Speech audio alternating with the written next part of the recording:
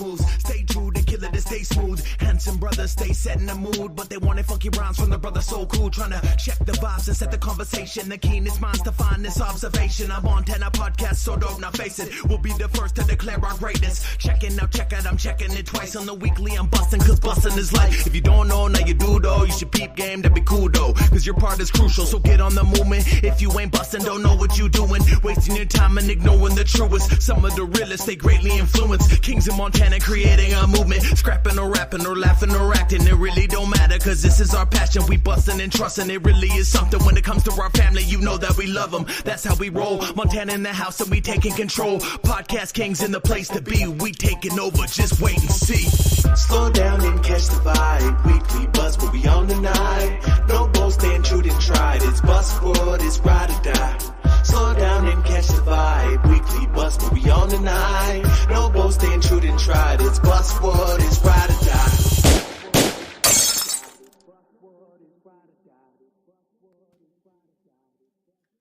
Hello, we are live. We're here with Steve Chai of New Level Boxing and the music's playing. But listen here, this is a very, very exclusive episode, exclusively dedicated to New Level Boxing and their owner. He came exclusively into the studio. I'm gonna come get you. If you heard that word 3 times, it was on purpose. It was very exclusive. I'm gonna step out for just a second. Rigo's here. Oh, and we got Rigo joining us. That's going to be live. So the whole purpose is this is going to be a crazy episode. We got a lot of cool shit going on. People are chiming in. Thank you. If you guys are live right now, make sure you hit the share button, because if it ain't interactive and you guys ain't sharing, then you ain't caring. That's for one. So let's just bring Steven, come in here, man. Come in. Check us out, bro. You have a table full of amazing merchandise and what you have to offer to the fight community of Montana and the nation, right? I don't want to get too much into it. I don't want to get too far because we're going to have to wait for Levi. But why don't you talk about kind of what we got going on today? Don't give away nothing. Don't tell any secrets. But kind of, you're going to have to come into the mic for sure, so we can all hear you. These mics are super sensitive, and they're like voice directed. You're going to have to speak real close. I'm real close to it. I say like the key is a fist away. Okay. You know what I'm saying? You got it. First and foremost, how you feel about being here, man? Dude, I'm honored to be here. I appreciate you guys very much for having me come in. Basically, I wanted to introduce the brand for people who don't know me and people who don't know New Level Boxing as a brand. I wanted to kind of introduce and show what we have and the differences in quality. You know, I brought a bunch of gear in. I kind of just wanted people to understand really what I'm doing here. Not just trying to slap my logo on a piece of equipment and say, hey, I got a new brand like everybody else is doing. Kind of wanted to show people the passion behind this and the reason why I'm doing this and why I care so much about all my fighters. You know, especially here in Montana. You know, that's why I created the brand here in Montana and not in California. You know, but you know, I wanted people to kind of understand what I'm doing here and show the quality and how I'm making this an affordable brand for everybody to be able to get it, not certain people that have a certain type of income that can afford this stuff. Without getting too far into detail, man, the quality of this shit is fucking awesome, man. It blew my mind. It really did. Levi. Yes, sir. We didn't get too far. He was just kind of catching our viewers up of what kind of is going to go on during today's episode. Yeah. And he just wanted to introduce himself a little tiny bit. So you haven't lost anything. Rigo, what's up, baby? Rigo in the house. Oh, he's not here, I guess. He said, what up? Okay, what up? Not here. Anyways, Levi, what do you got? What do you got so far? Can we get our list up? Oh, yeah. Let's stay on tune, baby, because we have a whole episode loaded full of fun for everyone involved. So, like I said, if you guys ain't sharing, you ain't caring. You guys need to put those likes up, put the cares up, comment for one. If your comments ain't coming through, then you ain't being seen, baby. That's right. We got... What the hell is going on? What are you doing here? What are you doing? Oh, shit, my bad. I don't know what I'm doing. Go So ahead. Keep up with it. Chai, what's up, man? Tell me about your trip coming here first and foremost to Great Falls. Where did you come from, and how long was your trip, and what did it feel like coming through, and how were the roads? Came from Butte, Montana. Actually, 2-hour drive. Used to it. I've spent a lot of time coming out to Great Falls, especially with job and work and all that. When you're kind of from stuff, Montana, man. you just So, used to travel, huh? yeah, this is like I'm used to taking care of as a manager 4 or 5 states. So driving 2 hours to Great Falls is like not a big deal. Huh? But roads were good. Weather was nice. You know, no rain, no snow. That's beautiful it out was, there today, it was right? an awesome drive. Yeah. So brought the sidekick with me, Chase Garland, one of my fighters. He came down here with me and helped me. Shout out to the little guy. Hey, he is the Shout main out to projector, dude. He's holding down the TWB cameraman. Oh, yeah. You know what it is. Yeah. Shout out to you, buddy. Nice. Let's get some dual screens. Dual screens. It's all up there, bro. Oh, is it? Jeez, I don't know. My bad. What the hell? I was talking. Up here as No, we're right there, middle on the right side, my dog. this one too. Duel. Yeah. Anyway, let's get into it, Levi. First things first. If you want to break into our first topic of the day, Steven, where are you from? So I am originally from Los Angeles, California, man. Was born and raised in East Los Angeles. So when I see all these guys out here that wearing Raiders shit or acting all hard and and the pit bulls and all that shit and hey, so are you from LA? No, I was born and raised in Montana. I was like, oh shit. Dude, I was born in Boyle Heights. Okay, so if anybody knows Boyle Heights, it's gang central territory, man. I was born in an area where today is even worse. People just wouldn't want to live there, especially if you're not Hispanic.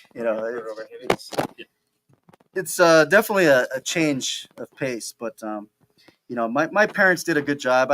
My dad was in the Marine Corps, so I kind of grew up in a strict family, and with my dad being a Marine, I didn't want to disappoint my dad.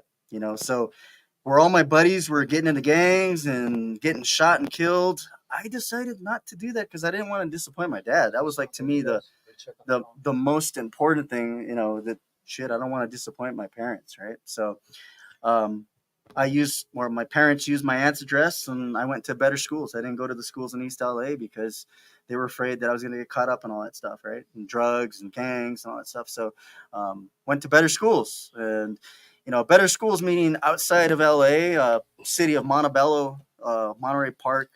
Montebello, California, to me was like the Beverly Hills of East LA. Richer, more successful Hispanics living in that area. And that's where it kind of led me to meeting Oscar De La Hoya, because we went to school in the same school, which was interesting. Growing up with Oscar, we're about the same age and everything. So shout out to Command G. Thank you for watching on IG, man. Yeah. So, born and raised in East LA, did a little bit of boxing growing up just because I was in East LA, and so what else are you going to do besides get into fights? Get into boxing. Hey, man, they fucking love fighting it over there in California, man. Yeah. Shout out to LA, baby. Yeah, Oh, dude. yeah, LA's so sick. Dude. Hey, man, they love fighting over there. We just came back from BKFC. Shout out to those guys and the way they treated us, man. Everyone in California showed love. If you haven't seen the vlog, go check it out on our YouTube. Yeah. No, LA was cool, man. It's definitely huge part of my life. Haven't been there in a while.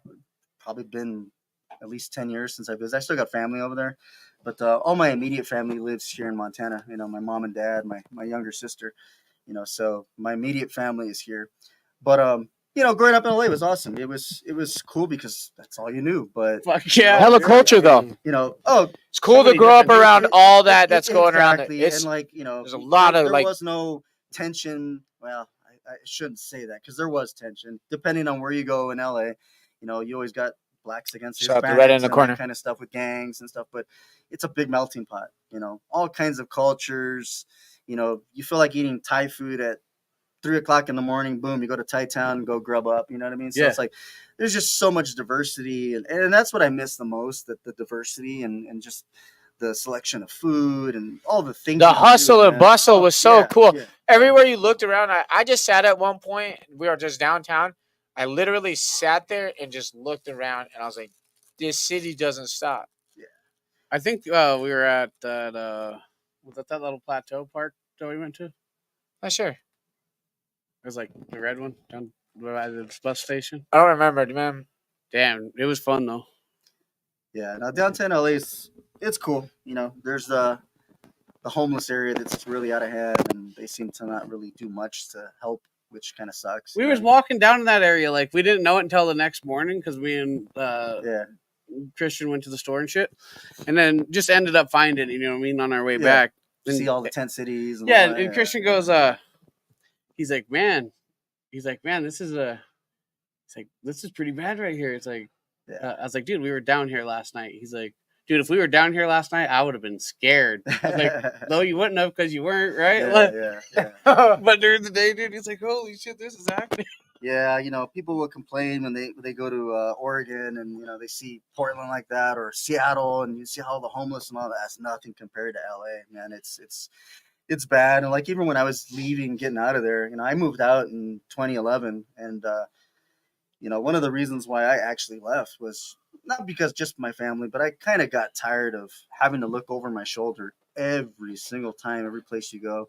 You either get carjacked or, you know, someone wants what you have, you know, they're jealous of it and they take it, you know, and a lot of these gangs, you know, they put up stuff where, hey, if you kill somebody, do this, you get moved up and that kind of thing, right? So, you know, my little story where, you know, I ended up moving out here, you know, it kind of leads me back to, you know, my childhood, growing up and everything. I got bullied a lot. I got picked on a lot because I was always a smaller guy. And I used to get my ass kicked, you know, but it was not a big deal because I could take it. I'd laugh at people kicking my ass. And I remember that in school. And I remember standing up to a bully one day and I beat the shit out of him. I just couldn't take it anymore. And I beat the shit out of him, right? I grew up with my dad teaching me, you know, judo because my dad was a black belt in judo in Okinawa, Japan. Dang, hell yeah. Yeah, so, you know, That's kind of a cool blessing. Yeah, I grew up learning that. Is he a hard ass? Yeah, my dad was tough. I got to see my dad get into a lot of fights. So my dad used to do construction and he'd take me with him to the job sites. And I don't know what it was, but guys used to pick on him, man, and bigger guys. You know, I've seen him, you know, big black guy about 6'5" try to pick on him, and my dad just knocked the shit out of him. And I got to see that going, holy crap, my dad's a badass. Like literally, my dad would knock guys out, no problem. And, you know, it was all bare knuckle shit. And, you know, and I'm like, holy crap, you know, so growing up, seeing that, I was like, damn, I want to be like my dad. You know, I want to be tough like the way my dad was. You know, and shout out to our people in LA. They're saying greetings. They seen us in LA. Hell yeah, the IG comments are taking off. Nice. We can't forget about you guys. Oh, there we go. Yeah. Comment G says, "What up, though?"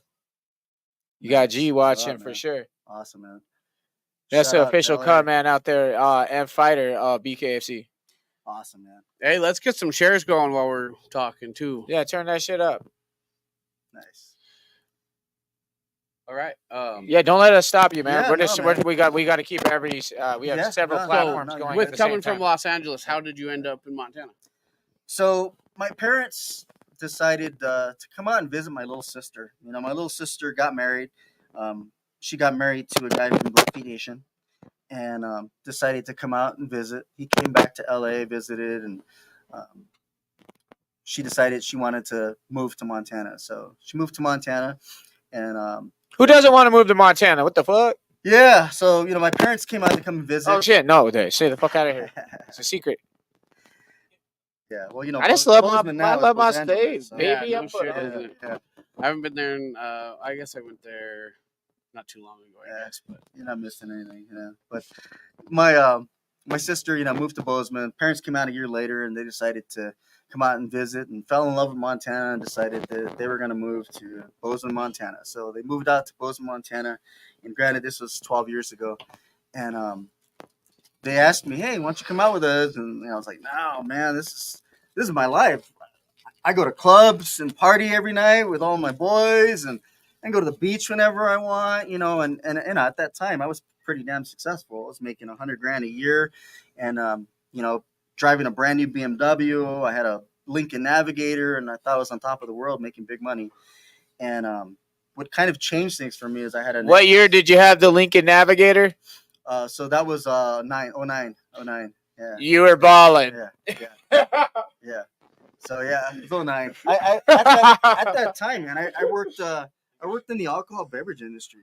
So I was a brand ambassador for Chivas Regal Scotch and Jameson Irish whiskey. So I used to promote at all. Kanan LaCassidy, what's good, baby? Nice. Yeah, I used to promote at all the high end restaurants and bars. Go where celebrities are, open up a tab and send a free bottle to celebrities. So that was my job, right? So I was a Scotch guy, and I did well. And then I had another day. I had a day job. I had 2 jobs, man. So I was hustling already at that time. And my day job, I was a district manager for Mars Wrigley Candies, and I had a team of 6 guys that were running out selling candy to liquor stores and all that kind of stuff out there. So when I say liquor stores, yes, they're liquor stores. It's not like how we have here a control state. It's a store that sells nothing but liquor, and you can get some other stuff. Kind of like the state liquor stores, but a little easier. Like you can get all kinds of stuff. Yeah, Same, same but different. You go in and get blunt wraps and all that shit, So it's like you go in there and get a 40. You get a 40 and a blunt wrap, so you can go back and wrap your blunt. So it was definitely different times, but it just kind of interesting coming from that and then coming here, right? So my ex took everything from me, all the money in the bank, left me flat, left me high and dry, and I'm like, holy shit, now what am I gonna do, right? Give the man a moment to reset, right? Yeah, think about what you're gonna do. I did, because my parents moved, and I was like, all right, well, I don't have them around, so they're not there. I made the mistake of going back to my ex, and I moved in with her, living in San Bernardino, California, which not any better than LA. Actually, kind of worse, because where I lived was all drug dealers and hookers. Like literally, I could go out and get a hooker if I wanted right outside my door. They were walking up the street off a baseline. And it was pretty wild, dude. Last time I was in Billings, I seen a hooker, like legit. Like in full. They said it used to be worse, dude. Montana Ave used to be filled with them. In a full hooker outfit, just standing on the corner randomly, dude. I was like, huh? Have we only seen one hooker in Los Angeles? Yeah, dude, that is true. Mike Hammond says. Mike Hammond says, "I can't wait to have him in my corner." Nice, yeah, heck yeah, Mike. I'll be there with you, and you'll be wearing your new level.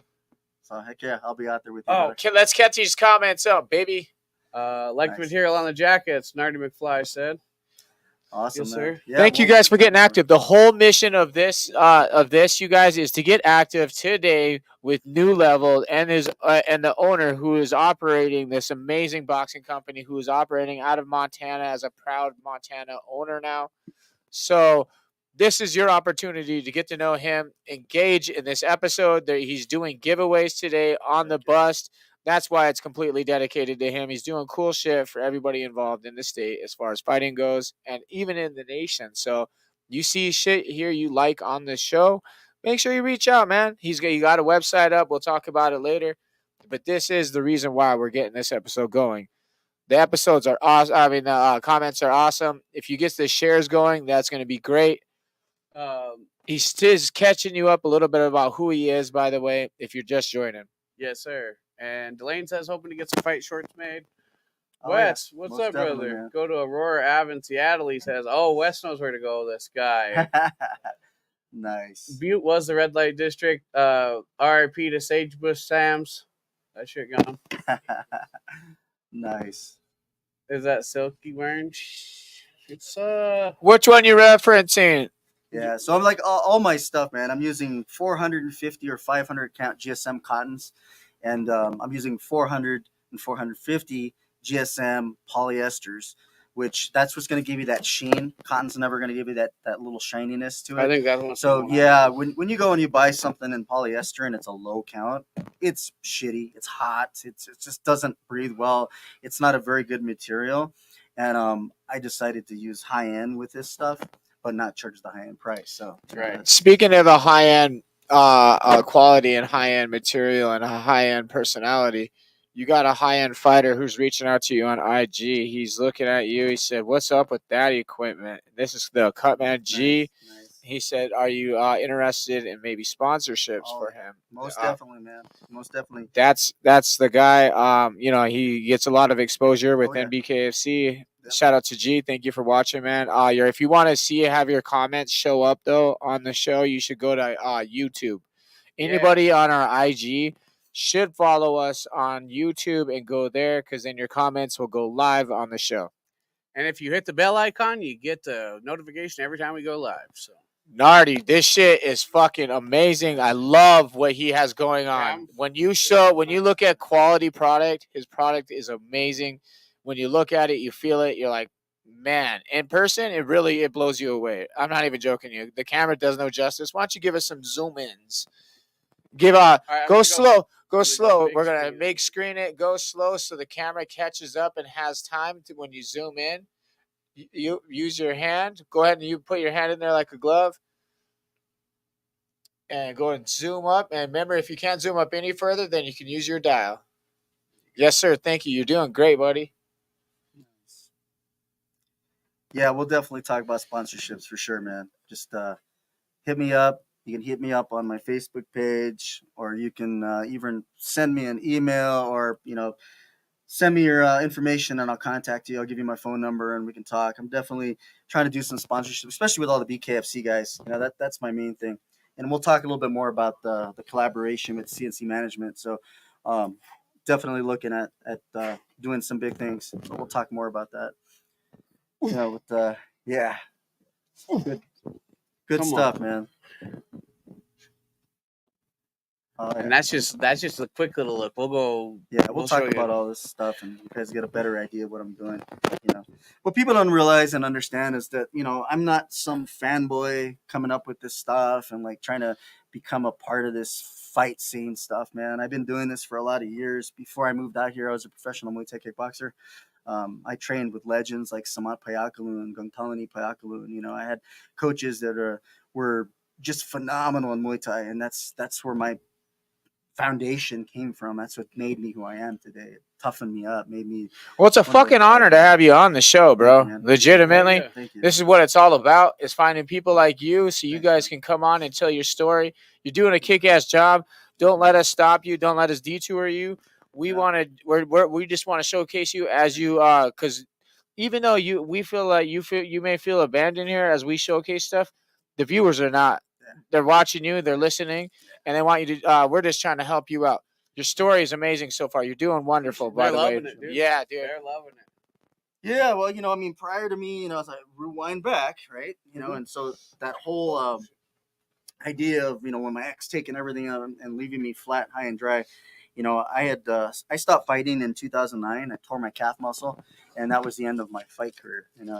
That was it. I tried to recover from that. I've broken ribs, noses, all that. I mean, Thailand's no joke. And that's what we hear. Yeah, we hear that motherfucker's brutal, man. It's brutal. We've talked to a lot of fighters that have been over there, and they brutal. say that shit's just crazy over there. It's brutal, man. Hey, you know that movie Boy Kai? Oh yeah. A Boy Kai? Not Boy Cow. Boy Cow. Yeah. What's this fucking Ombak? Yeah. Oh yeah. Ombak. Yeah. That shit's badass, dude. That's what I'm talking about, dude. So Ombak, just not getting sidetracked, but Ombak. If you watch the original one, there's a scene where he's in the bar fighting this big Australian guy, and then you see this older man in there with a little tray selling cigarettes and all that. Well, if you go back to that scene, that is Kriyatong Senan, who is like our grandmaster at Sityatong. Fucking badass. See, I don't even know. Sityatong is probably one of the most well-known Muay Thai gyms in Pattaya, Thailand, right? I just remember when I was in high school, dude, and the early Thailand before like it was like really known. Like those guys were bare knuckle fucking Muay Thai with like ropes and shit. Yeah. I mean, Muay Baran. It was dope. I was like, yo, this shit's wild. School. But yeah, I mean, Kriyatong is the one who built.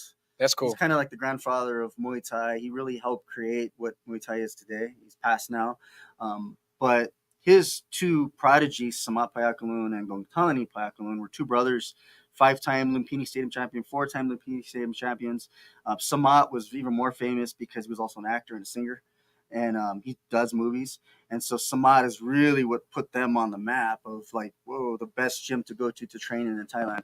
Now, every gym in Thailand has their own specialty. Some guys are good at clinch. Some gyms are good at, just traditional. Sityatong was good at everything. That was badass. They wanted to be good at elbows. They wanted to be good at knees. They wanted to be good at clinch. They wanted to be good at kicks. Muay Famor, which was like very tactical. What's up, Jesse? Muay Shout Thai. out, man. Much love. That's really what they specialized in. And that's where those guys really started to kind of, guys like Ramen Decker, right? All guys who was the best Dutch kickboxer of all time. He trained there at Sityodtong, right? The owner of one championship, Chatri Sityodtong, came from Sityodtong, right? So there's a lot of people that branched off from Sityodtong, and it was just an honor to have 6 years of my life being able to just soak all that in at that one camp. That's a fucking blessing, man. Yeah, it was a blessing, and I got to learn a lot of stuff only because I opened myself up to go learning at other gyms, at other camps. Absolutely. To get better, right? 100%, man. Knowledge is everything. I always talk about that to fighters, like, dude, you could stay at the gym you're at, come train with me, learn some stuff, and go back and share your knowledge. Is everything, dude. Knowledge is everything. Have you seen that the bar where you can bar if you buy a beer or something? Yeah. So like when you go to Thailand, and if you go with any camp, the first place you're gonna go to. Who told us about that shit? Someone told us a crazy fucking Instagram Reels for me. Yeah. Well, you go to someone on the show told us about this shit. Stop at Good Friend Bar, and all right, you're fighting, and you fight whoever's at that bar, right? And that's usually your first taste of Thailand. Your first fight, you go fight, you're fighting in a bar, and you're fighting against whoever's there. Like, you may have some foreigner who shows up, and cool, you're gonna fight him. All right, cool, whatever, and you fight, and that's your first taste, right? So it's pretty awesome. You get to experience that shit. My first experience, no elbows. Yeah, you can't tell that to anybody who's from Thailand. Fuck no elbow. Oh yeah, anyway, that was it. That was my first experience and taste of Thailand, right? So I got to enjoy all that. It made me who I am, right? And we fast forward to where I tore my calf muscle. That was the end of my fight career. Sure. Parents moved. I'm like, holy crap, what am I gonna do now, right? So I put all my stuff in a storage shed in LA, and my cousin, John Anaya, God bless his soul, he's passing out. Ended up gonna go stay with him, right? So here I am, tattooed up in East LA on Whittier Boulevard. And that's the worst thing, right? So for those of you who don't know, but if you go to LA and you're in the heart of LA, like I'm talking Whittier Boulevard, East LA, Boyle Heights, anywhere, and you're tattooed up and you're walking around those streets, you're going to get hit up by gangbangers left and right. What are you doing here in their area? Who are you? That kind of thing, right? And I'm going, oh shit. So here I am back at East LA, and I'm staying in my cousin's little studio apartment. Your studio here is bigger than what his apartment was, right? Hell yeah. I'm like, and it's funny, right? Because I went from having everything, which I thought, right? All in, making money, to having nothing. I'm living out of a fucking suitcase, right? Close my suitcase, couple bucks in my pocket, and I'm going, holy shit. I can't get any worse than this. Like, what am I gonna do now? Right? Don't forget. I'm gonna try to put that a little closer too, man. If I had to. Yeah. So it's like, what am I gonna do now? I'm broke in East LA, and all right. So my cousin's like, well, I don't have a lot of room, but you're welcome to stay here, right? So he had a small little living room, and I took 2 recliners and turned it into an actual bed, and that's where I slept, right? So I stood there for a couple months, and then my cousin comes up to me and tells me, hey, you're gonna have to move. I'm trying to get custody of my son, and you can't stay here. Like, they can't see you living here. And I'm like, oh, fuck, right? What am I gonna do now? I'm like, all right. So my aunt, who was, my closest, I couldn't go stay with her because she had one of my other cousins that was staying there with them and staying in the garage. And I'm like, shit, put a tent on the backyard and I'll stay out there. And she's like, no, the landlord wouldn't let me. And so I'm like, damn, what am I gonna do? So my cousin's good friend who lived in the front house, his name was Big Dog, 6'8", about 400 pounds. All right, big boy. His name was Big Dog for a reason. Yeah, he was Big Dog, not because it was a he play on words. definitely had his barking. Yeah, he was a big dog. Give us a bark, Levi. You got one of those. Yeah. So you can't pay for those. Can't pay for them. We got to get them, dog. That's true. Well, Big Dog basically said, "Hey, homie, he's your cousin's like a brother to me. You're more than welcome to stay with me and my family, if you're okay with sleeping on the floor of the living room." And I'm like, man, at this point, I don't care, man. I was just appreciative. So I took a couple of blankets, a couple of sofa pillows, threw it on the floor, and I slept on the floor. And his mom was from Mexico and didn't speak any English. And give us some shares, babies. And one thing to realize, right? So like the only Spanish I speak is because I learned it in high school and college. I didn't learn traditional because my family I wish wasn't I from knew Mexico, Spanish right? because my wife is half Latina Okay, and okay. she's learning Spanish Yeah, for one. yeah, And then yeah, when we went down to California, yeah. you Everybody fucking speaks need Spanish, it. man. Yeah, I know, man. You need Yeah, it. yeah. You know, I was like, what? I know. I don't have. I'm so sorry because I want to do business with you, but I'm having a hard time understanding it. yeah, yeah. I know. It's almost the number one language there in LA. Yeah, man. You know? Everyone's Yeah, any of the merch, like anything sure. that you see, Yeah, dude, yeah, all yeah, the merch, yeah, yeah. you have You to got to fucking speak some kind of yeah. Spanish, At man. least we knew some people that was willing Yeah, to well, fucking that's good. help out. That's good. Shout out to Abby and those guys, Abby Rose and her parents. Yeah, Nice, nice. Yeah, absolutely. they helped us out a lot. Awesome, man. That's cool. Yeah, well, Kevin. you know, Kevin, yes sir.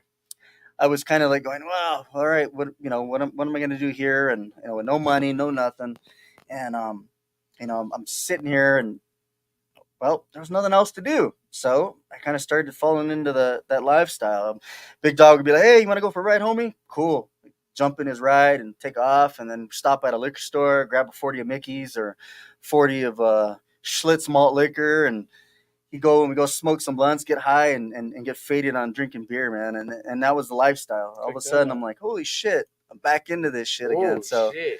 And I'm like, damn, wow. I went from having everything now to just like not doing shit. So that's kind of what my life was for about the last couple months. It's all I was doing, and I started waking up going, God, I got to do something, man. This is not my life. This is not what my life's supposed to be. There's more than that for me, And I'm like, fuck it. I got to start doing shit.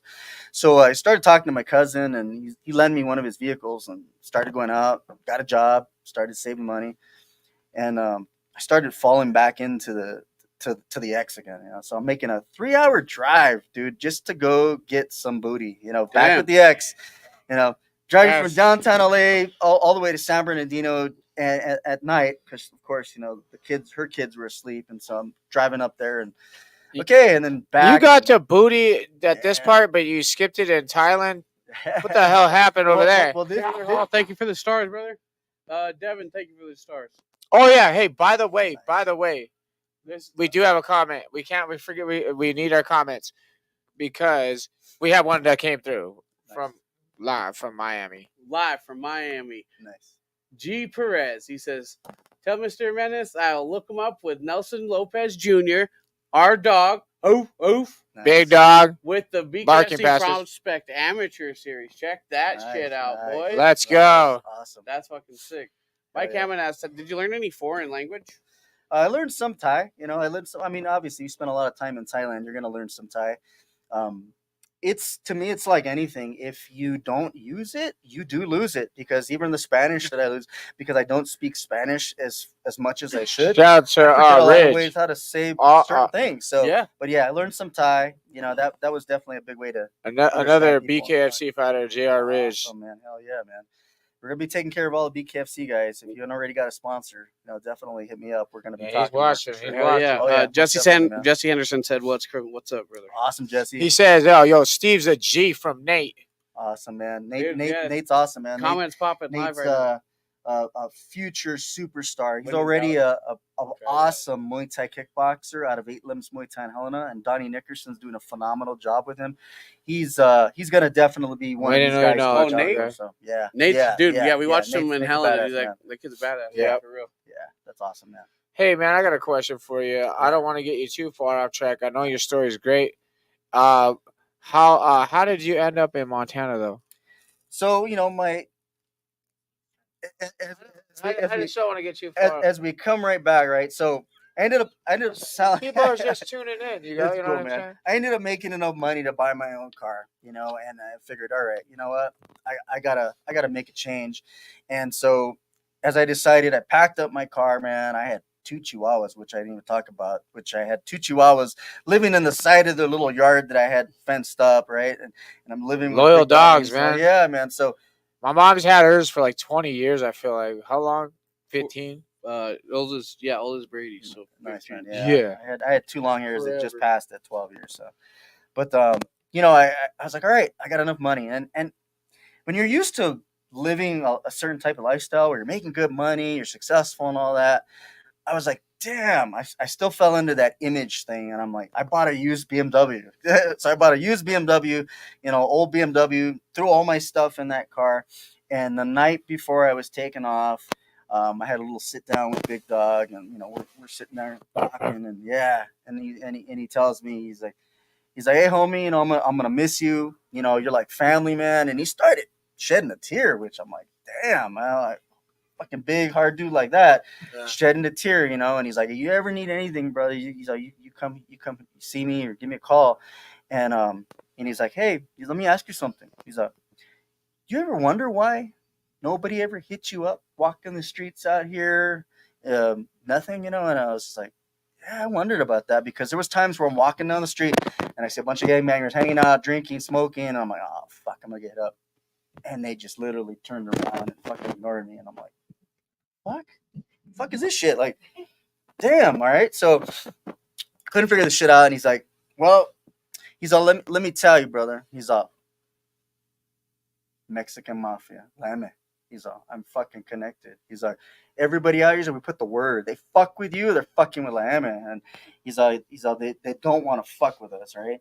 So all those little stops every time he took off, doing some deals. Just a blessing, man. Oh, it was a blessing, man. Sure, and I'm right? like, holy shit, man, he had my back, man. And I'm like, He's damn, like, go do your thing. Nobody fucked with me, right? So I was definitely blessed on that end, and I thought, wow, He wanted to keep you out of the shit. yeah, he did. Yeah. Kept me out of that shit, and they had my back, which was pretty awesome. So, I said, all right, man, well, I'm on my way to Bozeman, Montana. So 17 and a half hours straight drive, dude. That was brutal, because still didn't have money. I had $300 in my 10 pocket. of that was in Montana. Yeah, I had $300, right?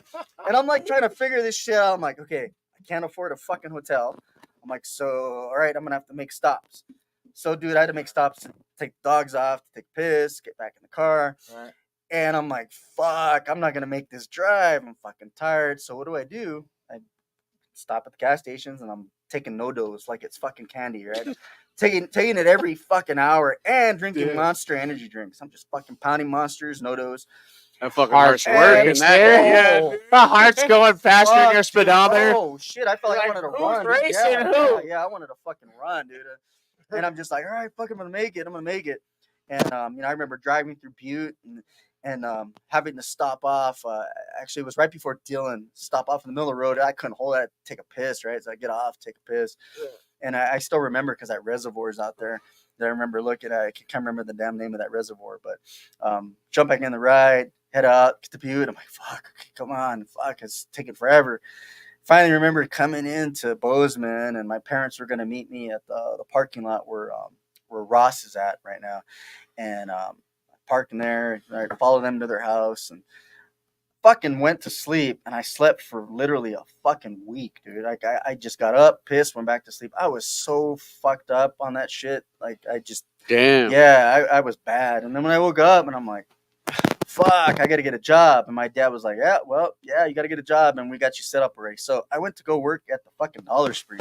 Didn't give a fuck. I was making like $8 an hour at fucking Dollar Spree. And I was like, oh shit, all right, well fuck it. I got a job. At least I'm making some kind of money. All right, so I'm doing that. Fucking, I'm making some decent money, and I'm like, all right, I got to start making some connections out here. And as I start to kind of reach out to see people that I knew, I made one friend when I was online and shit, and she actually took my dogs and was able to take care of them, and has one of them passed already by now, but still has one of the dogs that I've had. How old were you when you came to Montana? So you figure this is 12 years ago, man. So I was 38, so I'm 50 now, man. Welcome to Montana, baby. Yeah. You like it? It's your home and all that. Yeah, it's now. my home, man. Yeah, I'll never leave. It's the best, bro. In my opinion, dude. What people don't understand is, like, if you come from a place like that, big city and all that shit, and you move Golden Boy like MMA. Montana, Thanks for watching. 14 million people in LA, just LA, not California. Yeah. And then a little over 1 million in the entire state of Montana. You don't sit in fucking traffic, right? That was the shit I hated the most. I got to get somewhere, and it takes a half an hour, but it takes me 2 hours because of fucking traffic to get from one place to another in LA. Right. So like 7 lanes of traffic on one side, 7 lanes of traffic the other side, and there's a carpool lane, but you're by yourself, shit, you can't get in the carpool lane. You get a fucking ticket, and you're sitting there in traffic, just barely moving, and it's like, holy shit, man. So aside from that, fucking crime, all that shit, I don't miss any of it. We don't really have that kind of shit out here, and people that don't, and like, oh, I want to go to LA. I've had friends that born and raised out here leave to go to LA because they want to live the dream, and then realize, holy fuck, I can't even afford fucking LA in the shitty areas. No shit. Yeah, and on top of that, realize that it's cool and all, but it's not like Montana. It's totally fucking different. You're looking over your shoulder everywhere you go. You walk in the parking lot or anywhere you go, you're watching over your shoulder, make sure nobody pulls a gun on you. Get in your car. When you stop somewhere at a stoplight, you're looking around, making sure nobody's sneaking up to fucking carjack you. And if you're in the wrong place at the wrong time, literally that can happen anywhere in LA. You're gonna get fucked. And that was one of the good things about being able to know how to fight. That if you had somebody come up on you, like, all right, as long as they're not pulling a fucking gun on your ass, now it's all about guns. No one's gonna fucking fight. Right? But coming up here, you've had the opportunity to meet some really fucking cool people, and oh yeah, man. And like, so like you moved to Montana 12 years ago. Sure. You had the opportunity to actually come across some famous people. Now they weren't famous probably then, but. Let's get into so you got back into the fight culture here in Montana, and it led you to some cool and interesting shit, holding mids for cool people, which eventually started where you're your company, man, because now you got some cool shit that involves that. How did you get back into fighting in Montana, and how'd that evolve? So I started working for a liquor company, and Helena, Great Falls were parts of my territory. Actually, I took care of. But pause! Don't we have a giveaway to do? Oh yeah. Levi. It's that time. Giveaway time. Let's do a giveaway. Let's do. Yeah. So we're gonna give away something simple but easy, but it's not out yet. Unless you know me and you're one of the fighters that fight with me, you probably have some. But if not, you don't have these. So this is the first hand wraps now that we created. First, if you're in the comments, we got to see a thumbs up. All you guys that are watching, if you guys want to be part of this giveaway, you need to put your thumbs up and see who's going to be an active participant and maybe getting one of these. So these are new level hand wraps, right? And what I wanted to do is I wanted to create a hand wrap that was so much better than what the crap is that I was already currently buying, right? You go to Walmart, you buy Venom for $10. They're shitty fucking wraps. They got a leather little handle up on front that you put them on there. I got my monogram design, so got the new level monogram logo on there. And they're awesome hand wraps. They're comfortable. They're just nice hand wraps, and I wanted high quality hand wraps. You can get them on the website www.newlevelboxing.com. But these aren't out yet. People don't have them. So this is an exclusive giveaway. Nobody's gonna have it. That was nice. So yeah, we're definitely gonna give away some of these hand wraps. And I got them in brown. I got them in black. So monogram logos.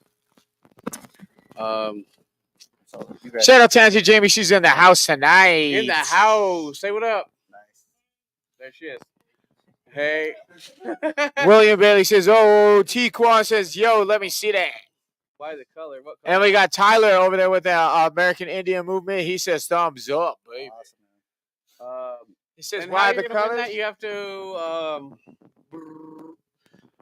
tag 5 friends in the comments. Oh, nice. But we got, 5 friends that may want to watch this or who may be in the fight game, especially in Montana, who might be interested in this. Tag them now. Let's go. And they also have to follow New Levels page. Fucking A. Yeah. That's part of it. Yeah. Gotta follow he got the ticker page. Here. He can watch his shit. Go here. Yep. The spin wheel. Yeah, actually, type in keyboard up here. Oh my gosh. Name randomizer. You need to grab the keyboard brush. Skin it. Here we go, baby. All right.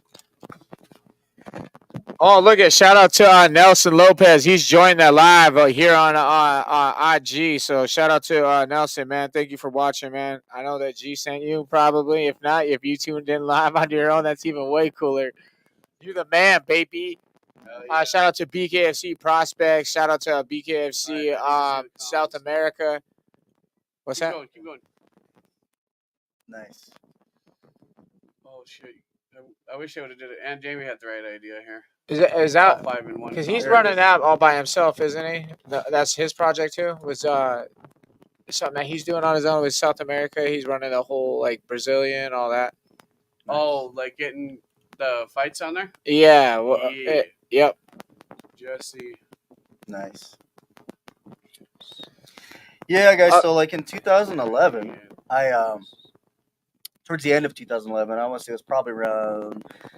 I moved here September the 11th of 2011, and this was probably around December. I went to Haps Bar over in Helena, Montana, and I see somebody in there, and I was like, "Oh shit!" Watching the T-shirts and stuff, and I end up meeting Johnny Aho, from Team Proving Grounds. He had Team Proving Grounds at the time. Yep. And he was in there with Luis Lopez and some of his other fighters. And prior to that night, there was fights in Helena that I went to go check out, and they were having like a little after party there. So I got to meet Johnny Aho. One of his fighters is who I met first. I met what do you call it? One of his guys, and then he brought me over to Johnny, and I got introduced to Johnny. We talked a little bit. He told me about a little gym that he had going on in Helena, and invited me to come down and start teaching. So I went on down and got introduced to his team. Met Sugar Sean O'Malley. Actually, it was just Sean O'Malley at the time, and I was like, oh, cool. He's got a pretty decent little team. So we started teaching, became a regular thing. I was there every week, and I'd start teaching Muay Thai for a few hours, and just started, teaching the guys, and they had never done this. How long was it since you were active again in the gym like that? So when I first got here, I actually started teaching classes at Bozeman Mixed Martial Arts with Brian Dietz, and Okay. I started teaching Muay Thai. So you were staying pretty active. Yeah, I was staying pretty active. I was teaching out of there, and when I met Johnny, and then I was like, okay, cool, I'll go and I'll teach, right? So the one thing, and it still stands up today, like I teach the knowledge that was passed on to me. It's never been about money. I've never taught for money. I mean, granted, yeah, I've gotten paid. People paid me to do privates and things like that, but it was never the intention to making it about money. I taught because I was very fortunate from the people that passed their knowledge to me, and I wanted to continue that legacy and pass it on to people. That's And- the real yeah. like wealth, right? Yeah, to me, to see a fighter that you're teaching surpass your skills, surpass with all the knowledge that you've given to them, and that you actually use it. It's like, wow, that to me is the rewarding part of it, and that's what I did. I was teaching these guys, and then I started teaching over in in Helena. So I'd make the drive down there, start teaching Johnny and his guys, and at that time, Sean O'Malley was probably one of the laziest guys in the gym. He didn't want to do a whole lot, and some of the other guys were running circles around him, right? And like Luis Lopez at the time was a hard worker, and I thought he had the skills to be just as good. So I was fortunate enough to work with a lot of guys. Dylan Drifdahl, Dragon, who was one of our fighters. Tony Shirts, Hitman. These were guys that were, Chris Smith, Alpha. I mean, just some of the guys that were phenomenal fighters, but we kept working with these guys.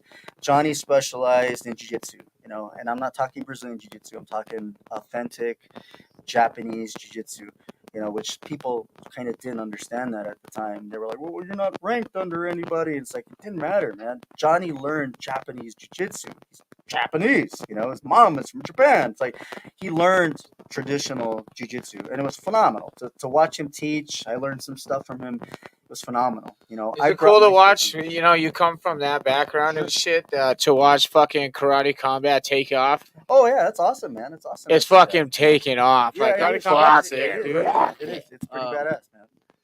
It's cool to see that. It's cool. Absolutely. I just want to take a second to say happy birthday to Peyton Kill Eagle. Oh heck yeah! Happy birthday to you. Awesome, man. Oh yeah. Oh yeah, look, it's Kay Brown watching. Hey Kay, she's repping the new level too. So awesome to see her on. How much longer? If you want to bring back the giveaway, Levi. So here, Levi. Remind the peeps. Or is that the right one? Oh yeah, there's 3 different versions. So you got the monograms, and then you got one. There's going to be that's several level on it. different giveaways, you guys. This isn't the only giveaway. Oh, there's Yeah, more. so There's more. You guys I got pay 7 days in attention. a row. Get active. Your comments, you need to keep them going, baby. If you have any questions or concerns or listening to the story along the way, if you're listening to the story along the way, man, and there's something interesting that you have a question that concerns like that concerns him, or that maybe even the company, the brand, or just the story in general, drop it in the comments. This show's for you guys as well, man. This is a deep dive into Steve and his life, and because it's awesome what he's doing. Yeah, well, after a while, Sean started putting in the work, and after we started to see that, we started to realize, like, holy crap, like, Sean is actually pretty talented. And he started running circles around guys in the gym, and we knew at that point, all right, we're gonna put our focus on Sean. So we started putting a lot of focus on him, and he started winning a lot of fights. He started doing phenomenal as an amateur. And getting to see the progression. Him growing from bad habits. He went to a lot of gyms. He moved around for a while. He did boxing. He was doing, kickboxing, and he left the gyms that he was at and just exclusively was training with, Team Proving Grounds. And me and Johnny would take our turn. And the biggest thing was we'd separate our classes so that we weren't. My thing is if you really want to get good at something, you can't be doing multiple things at one time. Meaning, like, if I wanted to be good at jiu-jitsu, I can't go and do kickboxing, boxing, and then try to do jiu-jitsu. If you're doing MMA, it's perfect, right? But it's really hard to get good at one thing. And the problem that I see is that you got a lot of coaches out there that are okay at this, but never have a specialty, And that was one thing I didn't want. I wanted to be a specialist at something, and not, hey, let me teach you some jiu-jitsu. I got blue belt level skills, and you're never gonna get as good as you want to be, right? What level did you reach anyway? Yeah. And so the way that you take that to a new level is you work with a specialist. So if you're going to get good at jiu-jitsu, you work with somebody that's all they do is jiu-jitsu, right? Right. You get good at boxing, you work with a boxing coach who's good at boxing. You do a Muay Thai coach, get good at kicks, knees, elbows, all that stuff. Not somebody who does everything, because it's really hard to get good. They never got good at one thing, so how are you going to get good at one thing, right? Right. So that, to me, separates an average fighter versus a phenomenal fighter, because they have those coaches that specialize, right? It's like if you're going to go on a diet as a fighter, you hire a dieting coach, not, hey, coach is going to give me, coach could give you some advice on what he learned, but I'm not a specialist at that. Right. This guy's a specialist, and this guy's going to teach you your eating habits. There's right? so much you can do. Sugar does that now. Right. That's why he's so good at what he does, because he's Right. got specialists for Right. everything, right? And Kai does that. yeah, exactly. Kai Sugar does that. Kai's at that level because he's got specialists that help him with everything, right? So that's the one thing. Shout out to Dave Evans too. Dave Evans is an awesome coach, and he's taken Kai where he's at because of all his knowledge, and he's come out. Like I did a seminar 10 years ago in Helena with Team Proving Grounds, and I remember Dave Evans coming out and learning. It's like he's one of those coaches that continues to want to learn and get Coach better. of the Year, Dave Evans, Dave baby. Evans, man. Heck yeah, Oh man. yeah. Yeah, most definitely. Well earned. So, Sean got better and continued to get better because he had Johnny working with him on his ground game. He had me working with him on boxing and his kickboxing skills. And he started to become better. And we started to see these changes in his fight game as he got better. He got a little sloppy, and, he had a couple of losses, as an amateur. And it's because he didn't have a good wrestling background. His ground game wasn't his focus. He wanted to stay standing up. As you guys can still see him now, his stand-up is where he loves to be. Fucking striking's amazing. Yeah. And I mean, he hasn't really changed he's gotten way better, that's for sure, but his style and everything was the same when he was, training with me when he was 16 years old. He's ranked right now, I think, pound for pound 7th, man. Yeah. His striking is so fucking good. Oh, man. Just a little story. Shout out to Tim, too, man. Tim's coaching abilities, too, top notch. He was second place. Yeah. Just because, Dave was attached to us. We watched the whole story develop. It was an easier choice for us, Tim had an incredible story. Kai got the belt a little sooner than Sean, and at that time, it was up for that time of year. Yeah, no, he definitely put his time in, and he got better, and we started to see that, and it was just awesome to see that growth, But like Johnny talks about, they're like, oh, how did he get his name? Well, with Team Proving Grounds, you put 2 months in of training, and you fight. Johnny Aho would give the fighters a name, so you get your fight name, right? And then you get your colors, you get your hoodie, so you're representing Team Proving Grounds, and he was sweet to watch him fight. And so that's where he gave him that name Sugar, because he was sweet to watch him fight. Makes sense. It was awesome, yeah, to see him fighting, and that's how he got Oh, his I name. did see that on on Johnny's Facebook. Yeah, he was just sweet. It was like, wow, he's so sweet to watch him fight. That's why his name was Sugar, So he named him Sugar, and that was the name that stood with him, And it was awesome to see him grow and see him become the fighter that he is today, And Tim Welch put a lot of work in, who's, phenomenal coach, unbelievable. People find their place in this fight game, and not every good fighter can become a coach. I've seen that happen too. It's like, well, this guy was a world champion, but couldn't teach what he knew, and Sure, you see that all the time. See good students, good teachers. Yeah, exactly. Tim Welch was a phenomenal fighter, and he just understands the fight game. I think so different compared to other people do, and him and Sugar they just gel together perfectly. I think they found that perfect harmony of coach and student. There's and no doubt about that. And it's awesome to see that, and it's awesome to see the growth with that. Shout out Montana, baby, we up. That's right. Hey, 2 minutes until that first giveaway is done here. 2 minutes, and then I'm going to spin the wheel. Yeah, he's gonna cook you. 420 is when we're going live for the giveaway. You know why? 42069. Nice. Cooking your ass. Right. So back into all right. You're moving in with Sean. You ended up holding a lot of mids. You see his development, which is great. You eventually, you start considering, you actually open a gym. Yeah, I opened a gym, man. So I had lived in Helena. I moved to Helena. I lived there so I could teach more and really be more involved in Team Proving Grounds. And I think that's what made the difference. Instead of me coming down once a week, I was there every day. And so we built that team as a family. And that's how it was. We did family events, family things. I've always wanted my own space, my own gym to kind of have and call home. I was always like somebody couch surfing. I was gym surfing. I'd go to different gyms and teach and do seminars and kind of stuff. I never really had a place to call my home when I was out here. And people would always say, "Oh, can you have your own gym?" I was like, "Well, shit, it takes money, and if you don't have that, well, then obviously you're not going to have your own gym." So, as we fast forward to when COVID happened, and it affected everybody, and when COVID happened, I was ready to buy a house, and unfortunately, the market changed.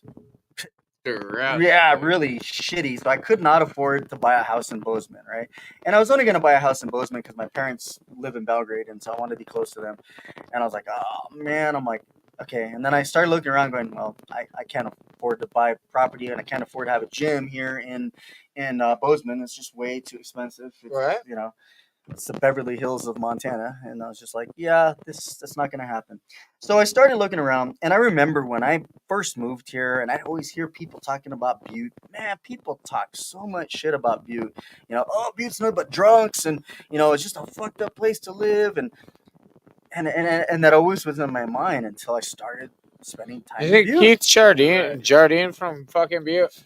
All right, here we go, fellers. Here we go. Oh, here we go. Oh, nice. Here we go. Throw me up a fact real quick, baby. Oh, Brittany. Shit. Brittany Daniels, you Nice. won the hand wraps. Congratulations. Congratulations. She probably wants like the red ones, huh? Or like the maroon I don't ones? know. We could send her a picture of all three. Oh, they're golden brown. Oh, yeah. Yeah. Awesome. All right, here. Congratulations. Yeah, we could just do it now. We got 3 options here. Rigo 200 is Keith Jardine from Butte, Montana. I think so. Yeah, that's right. The D and me. Right? I know this. the first Chinese restaurant in Montana was in the Butte. Yeah. Oh yeah. Yeah, Yeah. For sure, man. Is it ever in the USA? Pretty sure. I know it's one of the two. Is it delicious? Right. So, you got a quick one, Brittany? Hey, Ty, close up. Click this right here, real quick. Not just this. Close it. Not that one. That one. Like remove it. Yeah. There you go, babies. The big letter, two levels. You got the brown and gold. Back up. You got to make sure that it's seen in the light, and then angle it. There you go. Brown and gold ones. Oh baby. Oh baby. Look at that brown and the golds. Brittany Daniels, you're the winner. So you gotta pick one of those three. All right. Nice. And this and that mostly. Nice. Because it's supposedly like Jade Mosley. You know, Yeah. Hell no. the longest. Yeah. Great Falls, baby. Yeah. Well, that's where the first bare knuckle fights were done. So there's a lot of history and heritage. But I didn't really understand it until I got to spend time in Butte and realize, wow, this is actually a cool place. With all the history and everything. And so I decided to start looking at the market there. And what kind of really brought me to Butte was I was dating a girl that was living there in Butte. So that's kind of what brought me to Butte. And she was living there, and we ended up moving there, and we had a kid together, and so I got a 6-year-old daughter and a 10-year-old daughter, and Heck yeah, man. it's like we live in Butte. The kid Little lives in daughters are Butte. the coolest. Oh yeah, man. Yeah. I'm a girl. My daughter's like dad. just full of life. His daughter's just full of life. Yeah, no, we moved there, and I decided to buy a house in Butte, Montana. And the house that I bought in Butte, Montana would be about close to $1 million in Bozeman. So, I got a 6-car garage and a koi pond, and it was pretty cool. And when I saw that garage, first of all, it had a spray booth in it, and I'm like, dude, I was like, it's cool. I'm like, hell damn, yeah. I don't paint shit. Like, I don't paint cars, and it's like, damn, what am I gonna do with the spray booth, right? So I left the spray booth and just kind of used it as storage when I first started the gym. And I said, you know what? I really want to create something special here, So I had already started thinking about New Level way before this has now come into apparition. But the idea was in 2020, I bought a house in Butte. And I said, okay, I'm going to turn this 6-car garage into a gym. So I help, with guys, Ethan and Eli, Robuski, they both helped me. Anthony Curtis, Trevor Pierce, Erlon Bowman, they all helped me tear down and put this gym together, And then I also had the help of Chris Eman. He sold me one of the boxing rings that he had. And shout out to Anaconda Golden Gloves, with Jared Lunsford and Chris Eman. And got this ring put in there and said, okay, I need a name. What am I going to call this? And I had always thought, I'm like, damn, man, everything that I try to do, I try to be on a whole different level than everybody else, right? And again, because of my experiences that I bring to the table and the different things, and I thought, new level. I'm like, I'm on a new level, right? And all of a sudden, rap song comes out, right? It's a rap song that I'm on a new level, right? So that's our theme song. And I was just like, shit, What a universe is manifesting. Right? Yeah. So I was like, okay, I'm going to create a brand, and I'm going to call it New Level. Well, didn't have the funding to get anything started, and I'm like, okay, well, that's not going to happen. I thought, well, you know what? Shit, I'm going to call it New Level Boxing Gym. And so that's how New Level Boxing Gym started, right? There we go. So I was like, okay, I'm going to start this gym, and it's a private gym, and you're not going to know about it unless you're invited. And I thought, okay, I'm going to keep this small, and I'm going to keep it quiet, and I need to prove to people that I know boxing, because prior to that, everybody knew me as Steve Chai, the Muay Thai guy. I was the Muay Thai specialist. I taught kickboxing, and nobody knew that I knew boxing. And I thought, well, shit, I got to let those East LA roots come on. I got to let people know that I know boxing. Not only that, but like Samat Payakulun was also a 2-time WBC boxing champion. I had some phenomenal coaches, Jorge Sarate in East LA, phenomenal, legendary coach. with boxing skills. What's And it like to so- work with people like that, man? Yeah, We have a lot of people who get to work with a lot of like legendary names, and as far as you know, their talents go. What's it like to have that opportunity to get to work with those people who, maybe even if they weren't legends in that time in your eyes, they became legends? Yeah, it was awesome to be able to train with somebody because you know that the knowledge that they're bringing you is legit. Like you're never going to question that, right? And Right. and even guys maybe at that time that I didn't know, and then now I look back and I'm like, holy crap, I got to learn from that person. It was pretty phenomenal. It was already phenomenal because going in there, I already knew these guys had a reputation of being the best, right? Right. And so when you're learning from the best, if you put your mind to it, all you're gonna do is absorb all that positive energy and all the knowledge that they have, right? And like I take that because I did that in college, right? I just soak up all that knowledge, soak up or cramming before some kind of an exam. I need to cram. I do the same shit when I was fighting. I just cram in all this information, right?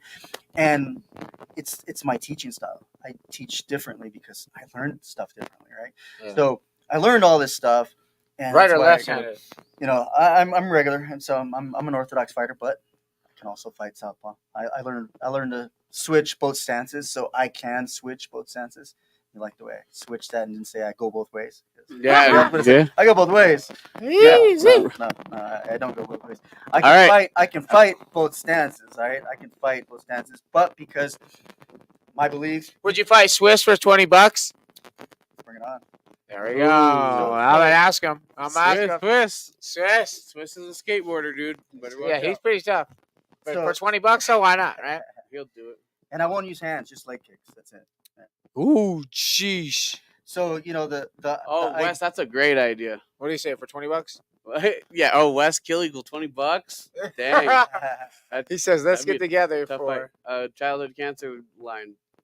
All that. Yeah, goes oh yeah, perfect for that. definitely. Oh yeah, we're definitely gonna talk, Wesley. That's for sure, man. I know we kind of reached out to each other, but yeah, I definitely want to do something. We're gonna do something to help you and help promote your cause. I think it's a phenomenal cause, and I want to be a part of it. So yeah, we'll definitely do something. You guys don't forget to go check out his page. It's on Facebook. It's on He New has a Level website. Boxing, and go check out his website. And he has a lot of cool products. So what we're gonna dig into as this episode goes on.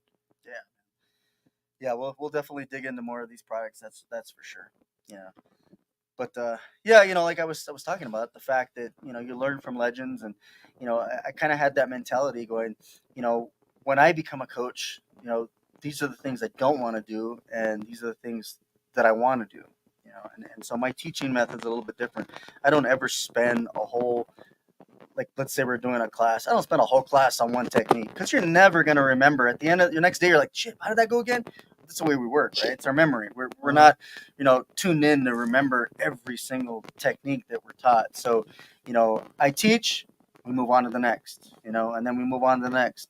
So then the next time we come back, you're like, oh shit, I remember that, and then we go over it again until you start to memorize that. There you right? go. Yeah. And so that's how I kind of do my teaching methods. And so that's what makes it easier to understand. I can teach you some technical shit. You'll understand it because of the way that I break it down and the way that I make you understand it. And the other thing that I do that's different is the fact that as a coach, I don't try to clone my fighters to my style or to what I've learned. I make that style has to modify and work for them because not all of us move the same way, right? That's the big thing. Is that what you took away a lot of your coaching? And is it so? What was the bottom line inspiration and motivation for New Level Boxing as a product? Sure. And for this amazing, product. That you got high quality Thanks, product here, man. Thanks. Absolutely, dude. Yeah, no, where I came Hey, in this with is custom made, by the way, y'all. Yeah, it is. It's This a one-off. This is a one of one. Yep. So Yep. Yeah, no. For the big dog, give me a bark, man. Bark and pass. No, as I started the gym, and I'm like, Then okay, I got I'm going to that use that lavender name. shirt. I took Ethan and Eli Robuski, and they had a good boxing background. And I said, I'm going to prove to these people, prove to everybody that I actually know boxing. I don't want to be known as a Water in there. one guy that only knows Muay Thai, right? Because Sean won a lot of boxing events, and so I was like, I needed to show people that I do teach boxing and I know it. So trained them, they got ready. First year, Ethan becomes a Golden Gloves champion. You know, There we go. and then second year, Ethan and Eli both became Golden Glove champions. You know, and so so now I got 3 Golden Glove champions. You know, which shows that okay, hey, I know boxing. You know, and I learned a lot of professional boxing, and that's what I try to teach these guys. You can be an amateur, but I'm going to teach you the pro style so that when you're ready, you're still going to understand that you're not points fighting. You're in there to do some damage, right? Absolutely. So, because as a Muay Thai fighter, you got to learn how to have good hands. You're going to beat a Thai. You got to learn how to knock them out. You're not going to win off of points. They're going to beat you every single time. So, Thailand's different, and so by Beating the learning fuck that, out of you in knees and elbows. yeah, oh yeah, Shit you've never even no, seen. most definitely, man. So, learning all that and being able to put that together, and I was very fortunate to go. Okay, I met a gentleman by the name of Christopher Bacchus, who owns several businesses. He's in construction. He's actually working on our building right now. Yeah, like Bacchus Construction. Yeah, Oh shit, So, nice. so Cool. I was like, okay, so he believed in my dream and said, hey, you know what, let me be your silent partner, and let's do this. So I put all my concepts to drawing. I was doodling one day, and I said, I need an iconic logo that's going to stand out, that people are going to remember. And now, you realize I'm from LA, right? I've made a lot of money in the past, and I did real well. I'm a brand guy, right? Like, when I moved out here, I got rid of Logo will make or break it. Yeah, I got rid of all my brand shit when I moved out here. I was, I was that guy. I was also a fight promoter in LA.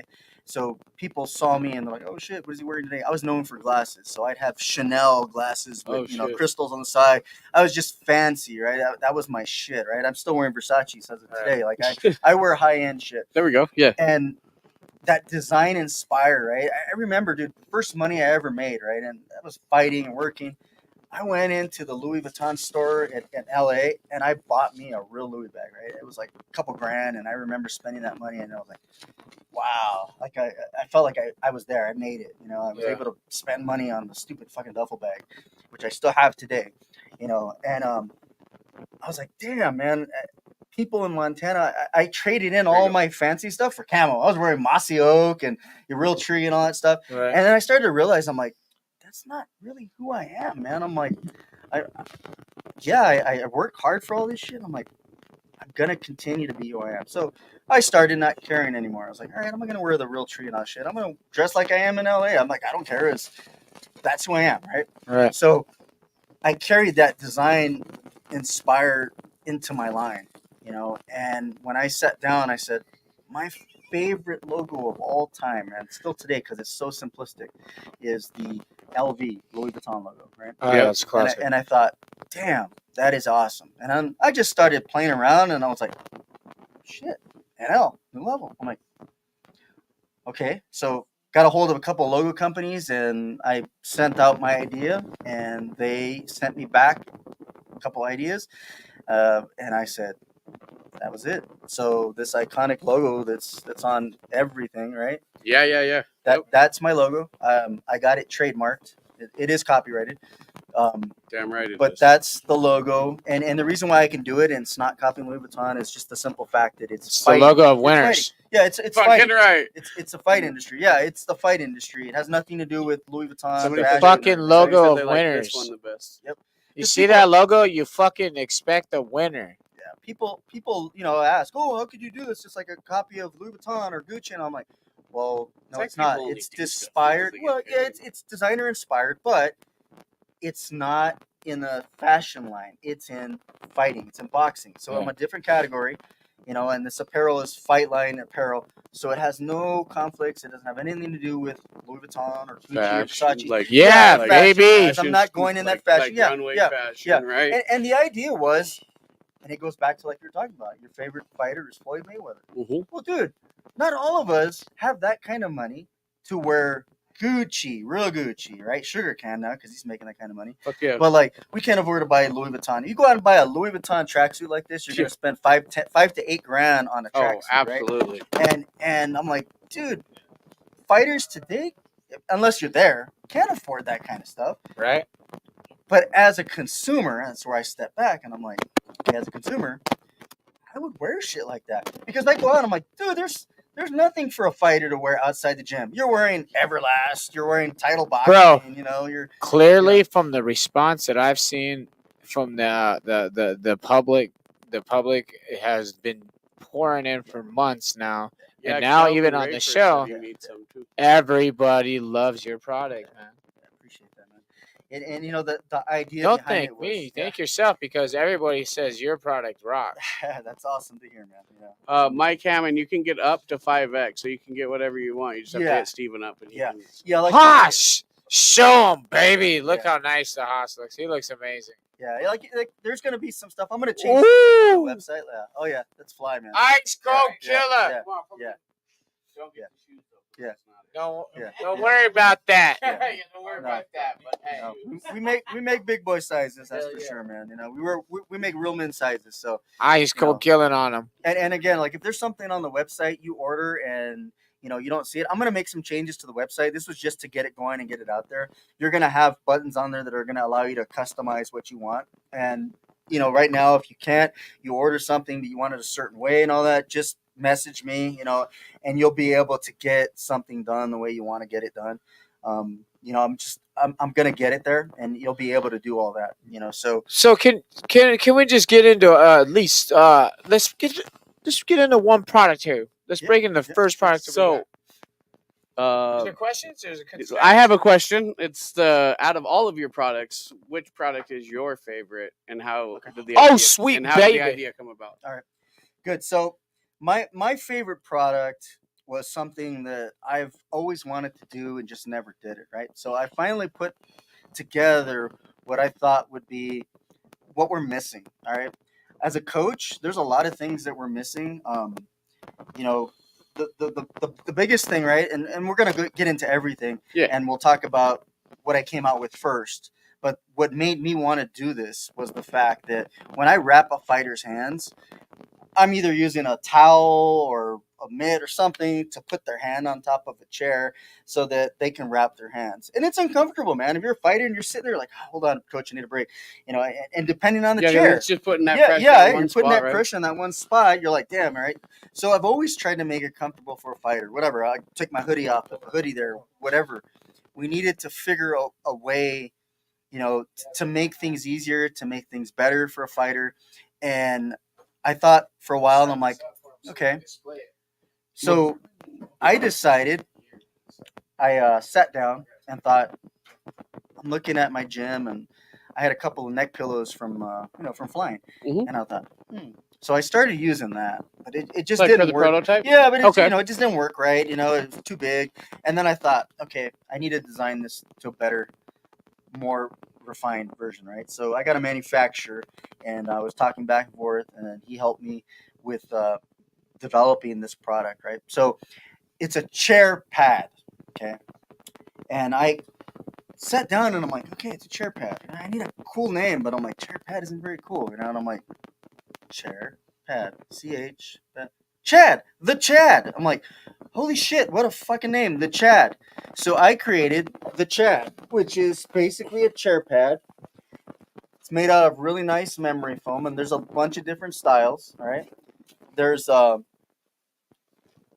that come in leather. There's some that come in the material. Some that have different price points. If you want a higher end version, I have them in buffalo leather. So that's going to be the high end version. And so the idea behind it was to make a fighter's experience wrapping hands much more comfortable, but at the same time, making the coach's job easier. There's a pocket on the front side, so when the coach is facing the fighter, there's a pocket where you can put your extra tape, your scissors. You could put your all your wrapping materials in that front, and it works on any chair. That's the biggest difference, right? I've already seen somebody try to copy me. I got a patent on this thing, but I've seen somebody try to copy me, and they just weren't taking into consideration that there's different types of chairs. So this fits and wraps on different chairs, which is pretty awesome. So it makes it. Oh yeah, you want me to drop one on him? Yeah, like here's the other version right here with the Look at this bad this one. way. So This is the more rustic one. yeah, That's it's that buffalo leather, right? yeah, and I got a ton of different versions that are coming out. I got one made specifically for USA Boxing, so I have a USA Boxing logoed one, which is pretty awesome. And so USA Boxing coaches will have one that they can use that has the USA Boxing logos. Look at this. And again, like if you want something special that you're gonna have, let's say at your fight. So like for instance, Hold on, right here. I want you to showcase this one. What was your idea behind making this one? nice, man. So like behind that design on there, man, I'm a big Marvel fan. I got that Oh. Punisher tattoo on my chest, and you know, I was always a big fan of Punisher. You know, that was such a cool comic book, cool movies that came out, versions of it. And I just thought, dude, it's an iconic logo, that skull, that I wanted to turn it into something. So, you know, it's funny because a lot of these designs and stuff exist if you have money. Louis Vuitton makes a lot of this kind of stuff, right? So I wanted everything inspired by Louis Vuitton type designs, and that's exactly what I did. Except it's the New Level logo. It's the New Level monogram. So whenever you hear me say the New Level monogram, it's that Louis Vuitton monogram style logo. You know, except it's New Level. You know, it's not Louis Vuitton. You know, but yeah, creating. I wanted to say, man, it's like a tracksuit, and I don't know, Yeah. what I mean by that, it's like almost like like comfy, like a jogger almost. It's so comfy. And you have a different material or same material? Yeah, I don't know, man. Yeah, no, this is definitely a different material. Well, This is like I was like, it's like yeah, a that bomber looks- jacket. yeah, It's like that bomber looks lovely. jacket. You It's know, so this comfy, yeah. This is like, you know, like the one I have on here. This the is like Versace, You yeah. know, this is that Versace look, and this is very high end, like 450 count. You know, GSM polyester. Oh, you can tell you it's know. nice. The quality Because on this again, stuff, polyester, nice. The you're not gonna stitch get on the it is sheen. Yeah, beautiful. you're not gonna get the sheen on a cotton. You can't do that on a cotton, so you got to use different materials. Here's a question from Auntie Jamie.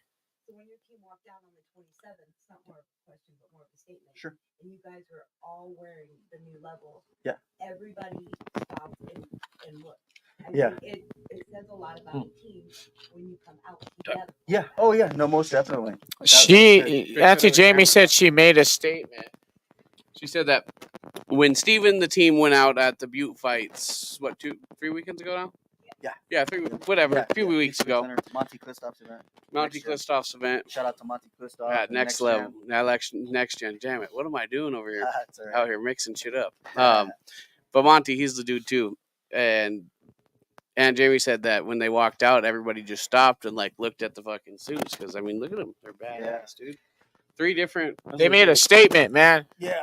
Well, you know that Look Chad was unified, my, looked amazing. She's saying, you know, if you're thinking about a team unified, like looking like you guys are a unit, looking professional as a professional fighter. If you're thinking about going professional, it's good to look like a professional, man. And she said, like when she's seen them, they just look like a unified team. Yeah. No, I wanted something. Chad was my way out, but I said, okay, that's not enough. You know, I need to make a statement. I don't want to be that next brand that's coming out that's just like everybody else. You know, Rival Boxing, that was, you know, one of my favorites. I've got a bunch of their equipment.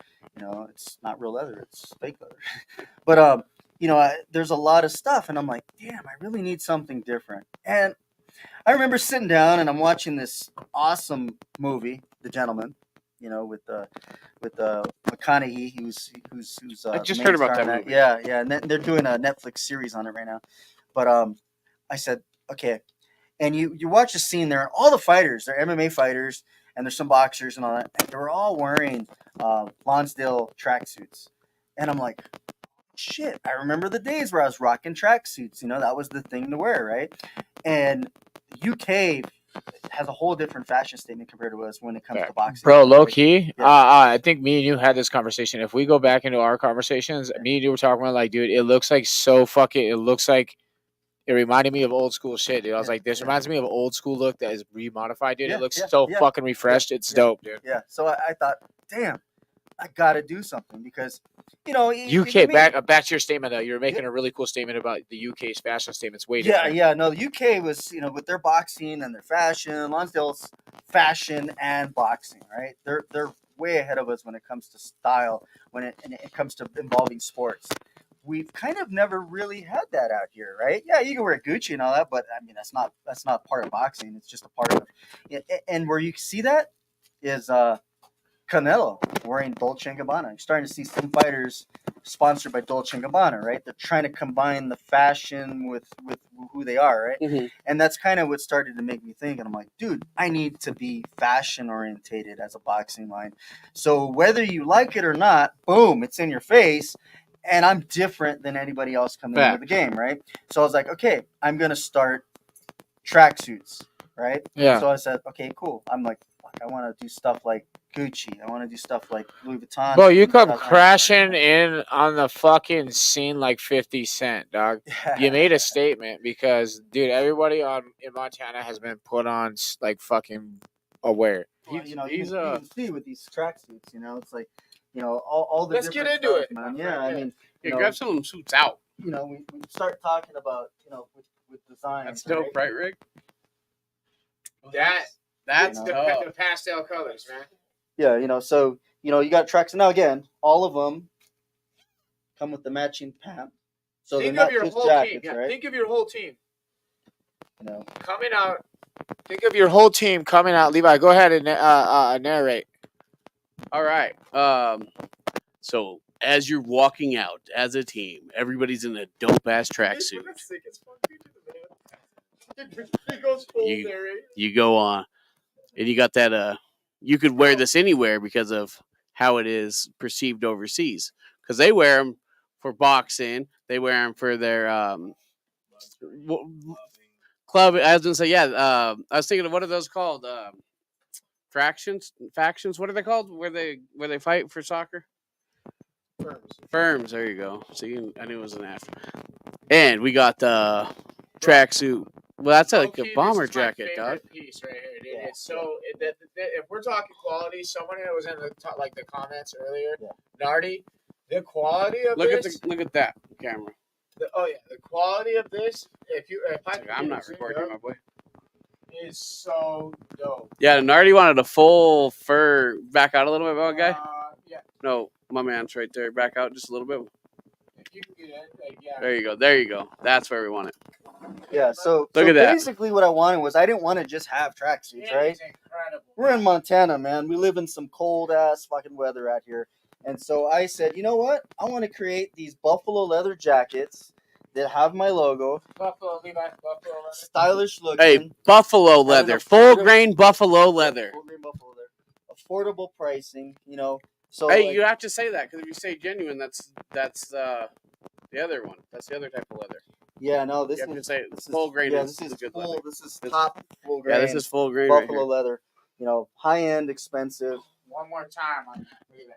Yeah. You like that brown one the best, Ty? Oh yeah, dude. I like that black one. It's so sick. That's a fucking sick ass collar right there. Yeah, and so like I wanted these to be better than what any of the competition had to offer. Oh, Right? you could definitely. But at the same time, I'm not putting these prices that are like unaffordable, that you could never afford it, right? Like if you're gonna buy a Louis Vuitton jacket like that, you're gonna spend about 15 grand on a jacket like that. Oh, Like fact. I mean, yeah, and so it's like okay, if you spend $500 on a jacket that's gonna last you for as long as you take care of it, Yep. dude, your money, right? So the other thing that I decided with these tracksuits coming out and all these different styles, you know, I got some simplistic designs and stuff, and I got the fancy, you know, bougie designs, if you want to call it that. But the Push that one up idea again, was I wanted high quality to match with everything that I'm doing, right? So being a coach and a fighter and all these years of experience getting to spend my hard-earned money on products, man. I mean, I kind of got tired of, you know, I spent a lot of money on something and it only lasted me a year, you know, as a coach. And I'm like, damn, man, this sucks, right? Going through gloves and it's like, geez. And one of the things that I realized is that, and it's true that the media does control a lot of what we think, our thinking and everything, because for the Spit some last- knowledge on us. Oh yeah. Come on, baby, speak the game. For the last, yeah, exactly. Yeah, go with that one. What? The Earth is not flat? Damn, are you serious, dude? You know, the idea of everybody pushing synthetic leather lasts longer. Synthetic leather. You know, it's faux leather. It's whatever name you want to call it leather, but it's not leather, right? Yeah. And when we Leather, start yep. to, if you look back in the history of fighting sports, let's take boxing for example, right? Absolutely. I got a Shut pair up, of- Mom. I love you. I got a pair of boxing gloves that were made in the 1920s. They're leather, and they're still fucking together, and they still look like new. Leather lasts. The key is you gotta take care of it. All right, you can have leather seats in your car, but if you don't take care of them, they're gonna get fucked up. Oh, fucking yeah. easy, right. You take care of it. So my mentality was, I'm gonna make gloves. I'm gonna make any product that I make, and it's gonna be of high quality leather because I want it to last. Right. I don't want to take and I'll use it because But soft enough because it feels fucking nice. yeah. Dude. And there's some You touch them. Oh my god, man. so like Can we get in the gloves? Yeah, of Yeah. course, Can we yeah, talk yeah. about the gloves? so we're looking at the gloves, right? And so Oh when, my when we gosh. take any of the boxing line of gloves, right? And I got a couple of lines, but they're all high end leather. My top of the line glove, which is like $350, full grade buffalo leather, right? Very soft, phenomenal stitching. But not only that, like I don't know if you guys can see the inside of this, but all these gloves are getting these super silky linings on the inside. So when you put your hands Here, on let them, me go over they- there. I yeah, want to show. yeah, let me they- showcase that. Yeah, Yeah, bring they- bring that Muay Thai glove with you too. they Done. feel like I'll be money. in a second. So the one thing that I decided to do was, you know, I spent a lot of money on gloves, right? I spent $1,500 on grants. I spent, $800 on winnings gloves. I spent, on no boxing, no life. I spent a lot of money on gloves, and then start to realize that each glove has its own Okay, thing so that I go like ahead and about it. talk about the Sure. inside. Go ahead and Yeah. talk about the Yeah, so all of these high end gloves are gonna have this really nice, soft, silky lining inside, so that when you put your hand in these gloves, they feel like money. I mean, I want you to feel good. They're very breathable, which is the good thing. So you don't have to worry about sweat and getting it all drenched and stuff. They breathe very well. It's been a lot of testing, but what these gloves are is a combination of the top gloves that are in the market. I didn't copy Grant. I didn't copy Winnings. Right? I didn't copy Fly. I basically took the best of all the different gloves that are out there that are being custom made. Now I'm talking custom made gloves, not your Venom Walmart gloves or your Everlast or Title Boxing gloves, right? Every glove that's out in the marketplace right now is pretty much either a copy of a Grant glove or a copy of a Winnings And glove. what you're looking at right now is that MMA glove that he's got out. Yeah, so there is a short cuff Muay Thai glove, again, buffalo leather. Because in Muay Thai, you don't really need the wrist support. You need to be able to clinch. So those short cuffs give you a way to actually clinch a lot better. But being involved in Muay Thai for all those years, Twins was one of my favorite. There's a lot of brands that are out there. But what I did is take the best of all the gloves that are out in the marketplace and combined it into one glove so that it's super comfortable. It feels those Muay Thai gloves have a natural curve, so it makes it easier when you're clinching. And so that's what separates the Muay Thai glove versus a boxing glove. It's the short cuff. Fuck yeah. But sure. Anybody that runs a club, Go ahead, that Randy, you said. between back gloves Yeah. and sparring Sure. and all that. Yeah. You'll go through at least, Yeah. have to order every 6 months. Oh yeah, yeah. Because they do not last. No, they don't. And I mean that idea of people preaching and all they're doing is brainwashing us that fake leather lasts longer. Well, I went out and I'll be honest, like my favorite brand of equipment out there was Rival Boxing. Right, they're out of Canada. They're based out of Canada. They started in 2003, so they had been doing boxing for longer than what we knew it out here in the United States, and they made really good equipment. They got good product. The only difference is that they use a lot of synthetic leather. A little bit.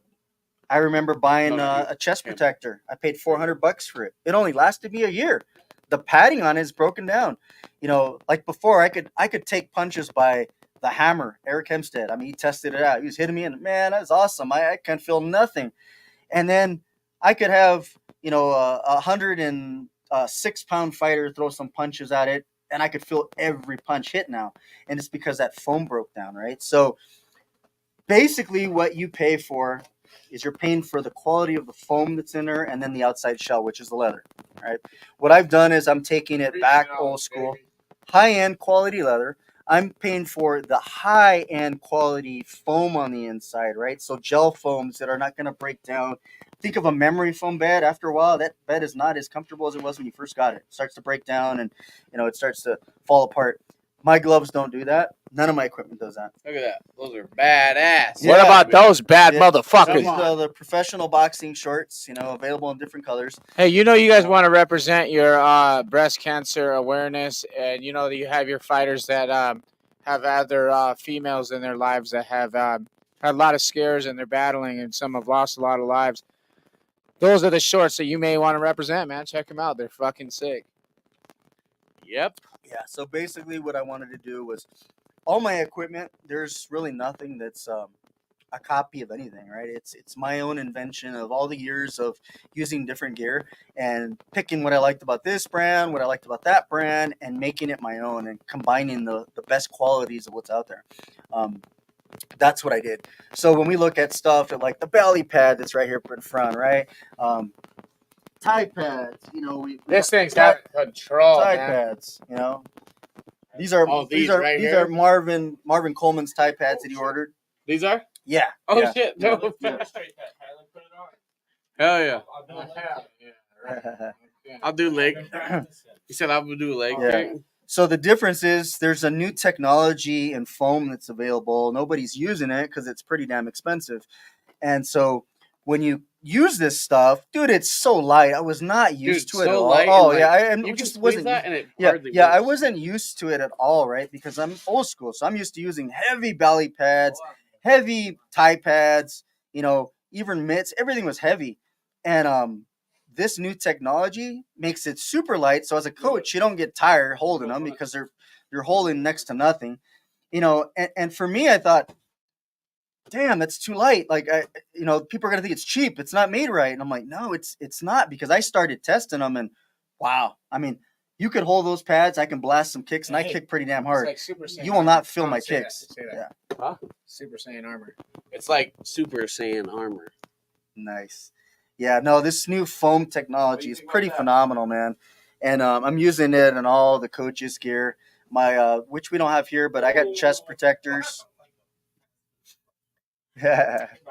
Nice. It's incredibly light. I'm telling you right now, I'm feeling it. And when I look at the stitching, it's double stitch, triple stitch. There's a lot of it just so nicely put together. The foam he's talking about feels sturdy. It feels like it's going to protect you. It is incredibly nice. There's some of the designs in some of this equipment we're going to talk about later, especially these mitts. He's held mitts for now world champions. That's no bullshit. And he has done something special with his mitts. Let's get into that here in a minute.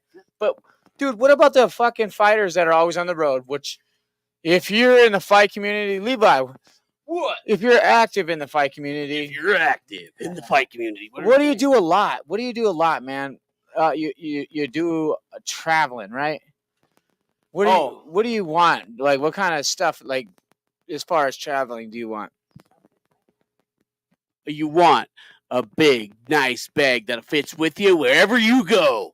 What do you know? You got to go. You got to get your stuff and get it lit. So then you got a bag to fit with it. You don't want to look like a fucking square in the airport either, man.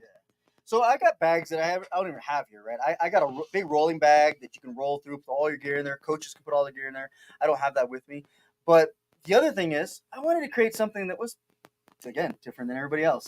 So I created, this is a buffalo leather bag. Woo, that thing's cold, man. So, and here, it's better than a Louis bag, all right? I have a real Louis bag. It's not real leather. Louis doesn't use real leather. It smells so good, man. real I'm not leather. even playing. Oh, yeah. Let them know. This is, It just smells good. it's the new level signature monogram logo that's all over that bag.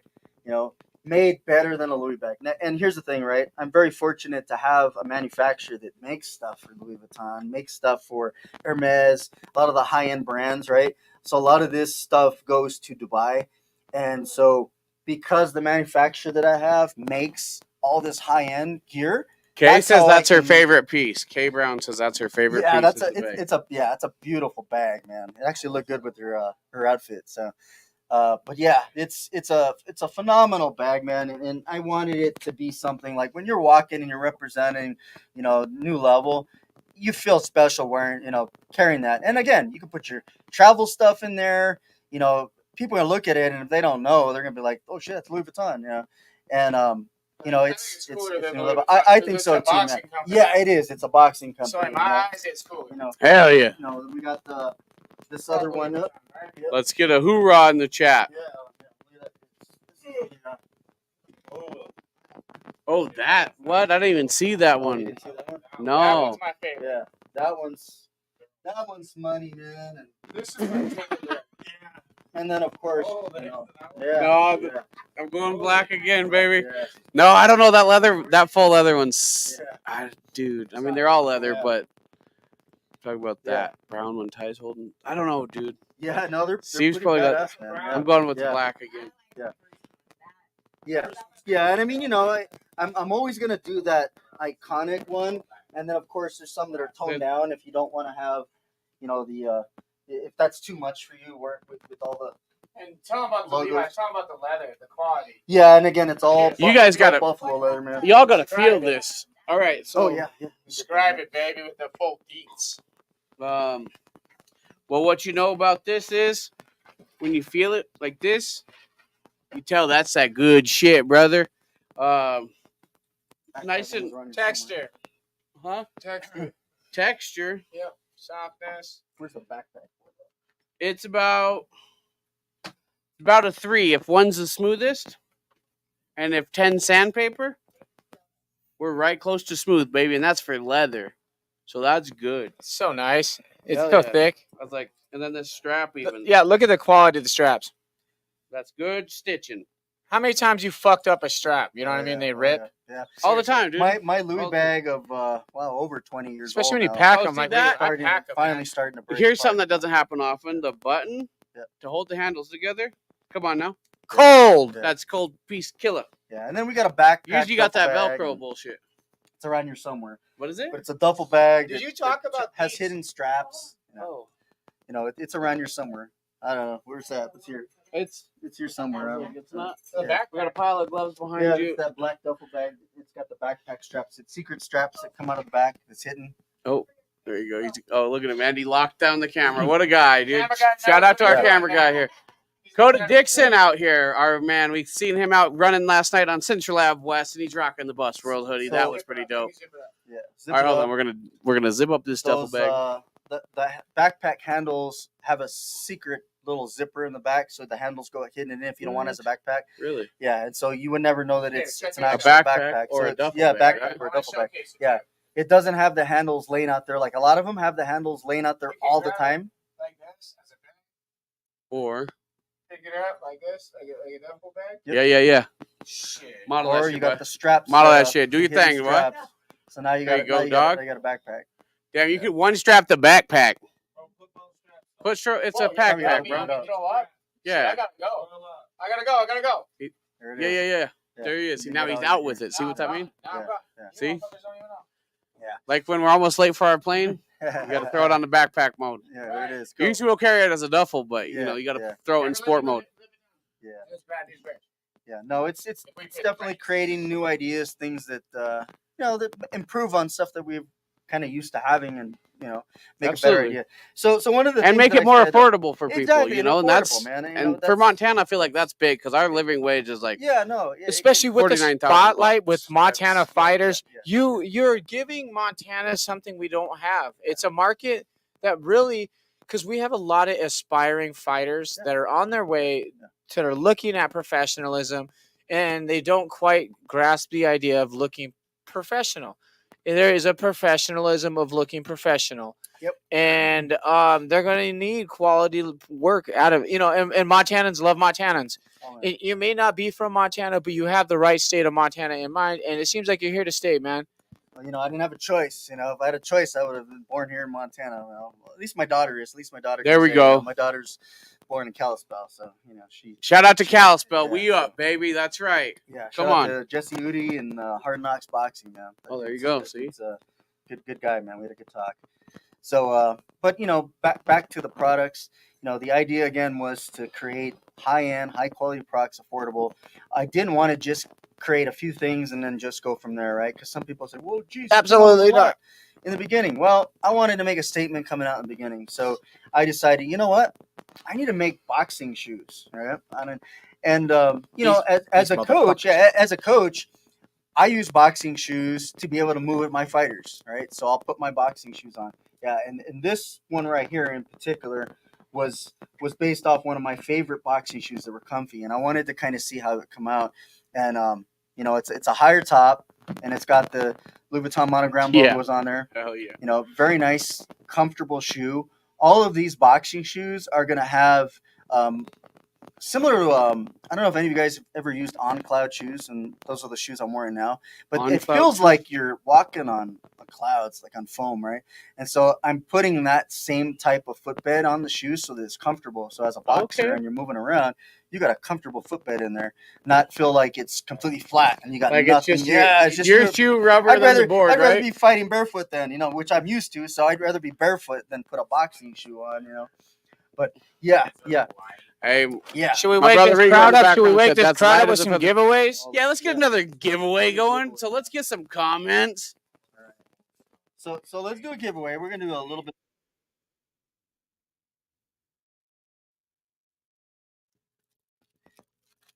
Oh yeah, wait till you see these. These are the buffalo leather ones right here. Yeah. For this one, you have to go share our YouTube channel and you have to hit and say done when you're done. And tag more people. Right? Yeah. I would say take people that you haven't tagged. Let's do that. Let's bring all the fighters because there's a lot of fighters between everyone that we know. There's a shit ton of fighters. Mike that they can Hammond tag. says you should make Matt. Tag all the fighters you have not tagged yet. All right. So we're gonna do this giveaway. It's gonna be a little bit better giveaway right here, right? So it comes in the new level pouch bags we have here. Can you zoom up on this, buddy? As close as you can possible. Chai. And we'll I got a couple different sizes, and if you need a certain size, we'll get it to you, no problem. Oh shit! Get it Fighter ready to team go. tees. You know, so nice. Got light. that jersey You going. can get your name printed on the back. You know how it is. Yeah, these are pretty awesome, man. You know, they're good when you're training because they're lightweight. They wick all the sweat, so they absorb it and just makes it nice, easy, light. And then if you don't want to work out with it, wear it out, man. It's comfortable. It looks good. I got mine on, and shit, these things are Swiss nice wore and his comfortable, out. man. Swiss has one that went to an event. Yeah, these are pretty awesome, man.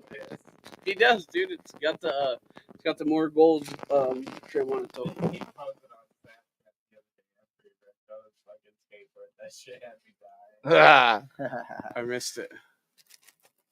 So if you can we hold this up? I'm gonna hold Shit, it. I need the Levi, bring keyboard. it back. Bring I it need the back. keyboard real quick.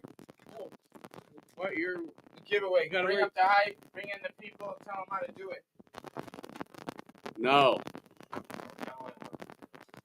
Hold on. I should be. You're worried about the cameraman, bro. You're on there. I'm doing something else. So they know what's going on with it. They can see it.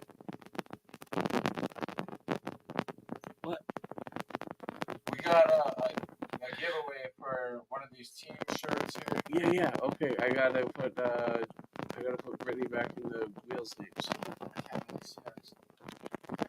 As far as if it's right, is it right?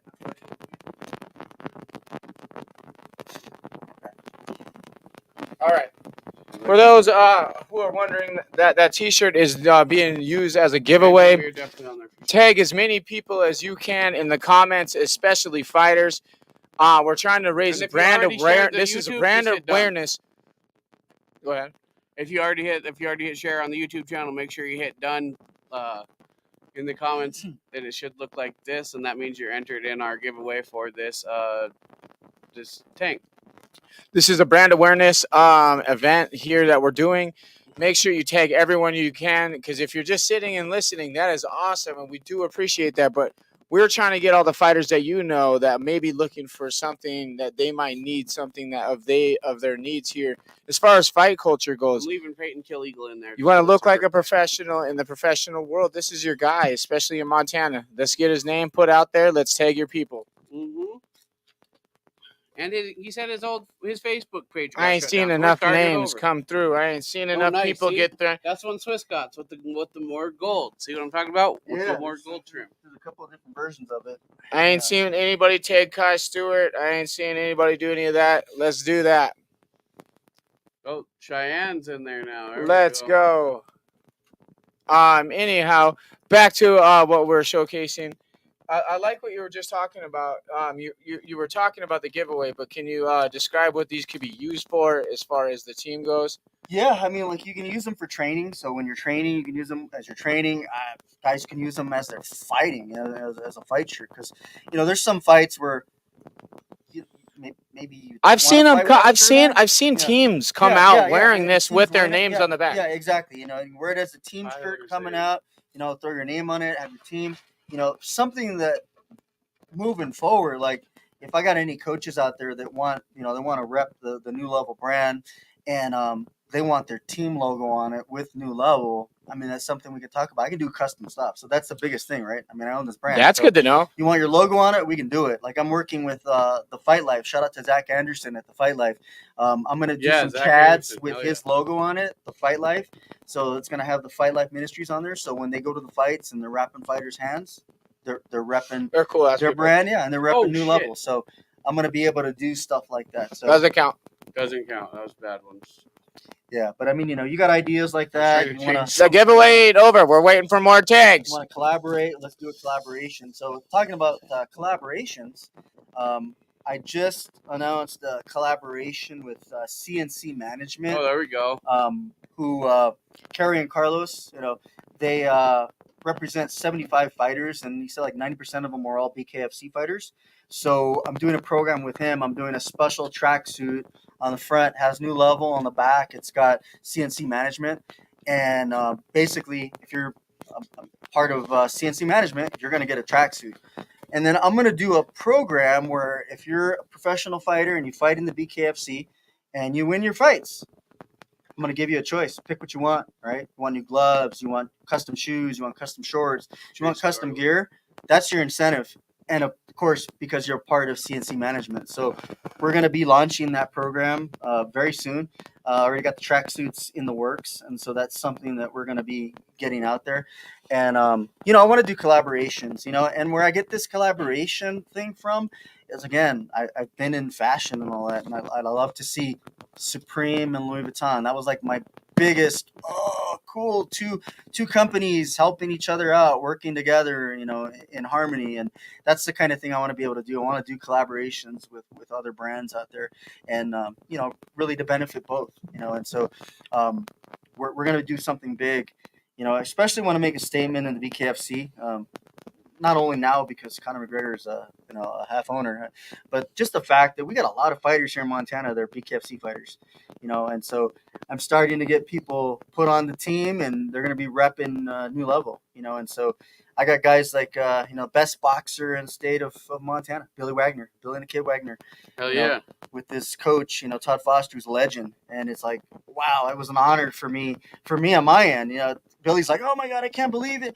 You're sponsoring me. I'm like, no, it's the other way around, man. I'm honored for you to wear my brand and represent New Level. Like, I would have never figured that. He's such a humble individual, isn't he? And Yeah. See, and that's speaking awesome, of Todd Foster, he just had his documentary come out on Cosmic Sin on YouTube.com. So go give that a view. It was very good. We went to the Halftime Sports Bar to watch it. You know where we watched it first, Halftime Sports Bar. Oh yeah, bro. And shout out for that invite, Robin. We had a good time with that.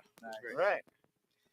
Yeah, no, I mean, I definitely want to support and take care of our Montana boys out here, you know. YouTube, I'm also checking the comments over here. So if you guys want to go share our stuff, and I'm waiting on for YouTube, y'all the tiggity tags, you can baby. say done in there too. I'm also checking that. Do you guys know how to tiggity tag? Tiggity. Yeah, but no, you know, I got Billy Wagner, and then my other big fighter that you guys had here not too long ago is Ruben Bam Roundstone. You know. Yeah, Ruben. He was just in the comments. Yeah. He's the man. So I got Bam, you know, repping New Level, and again, another great humble individual that's got some sick skills, you know. In Are you ring. gonna get? Is Spur gonna be down? Have you talked to him yet, or? I'm gonna definitely get with Spur for sure. You know, I definitely got to have the brothers team out there Right. representing. So yeah, no, most definitely. But you know, I added a speaking couple of of new fighters. You know, I'm working with Sam Polk, so I'm gonna have Sam. You know, he already told me kind of what he wants, and so I'm gonna get him his gear together. Last night talked to Dallas, and so I got Dallas coming aboard. You know, the deli dentist. So you know, we got him coming aboard. I'm gonna design a bunch of his stuff, probably a big old tooth on his shorts, and we talked a little bit yeah. about that. So we're gonna get that. And then, you know, I got other guys I'm talking to. You know, I'm working something with Kai Stewart, our BKFC champion. There we You know, I go. got a tracksuit that he's gonna be rocking out there with his team when they come out to the fights on the 21st out in Hollywood, Florida, where you guys are gonna be. So he'll be rocking the new level. Boxing tracksuit custom made for him, King Kai. Oh, So you yeah. guys are gonna see that real soon. You know, and the thing is like, if I haven't reached out to you, or you know, I got a lot of stuff going on, but reach out to me. You know, even on my Facebook page, just reach out to me. Let me know what your thoughts are.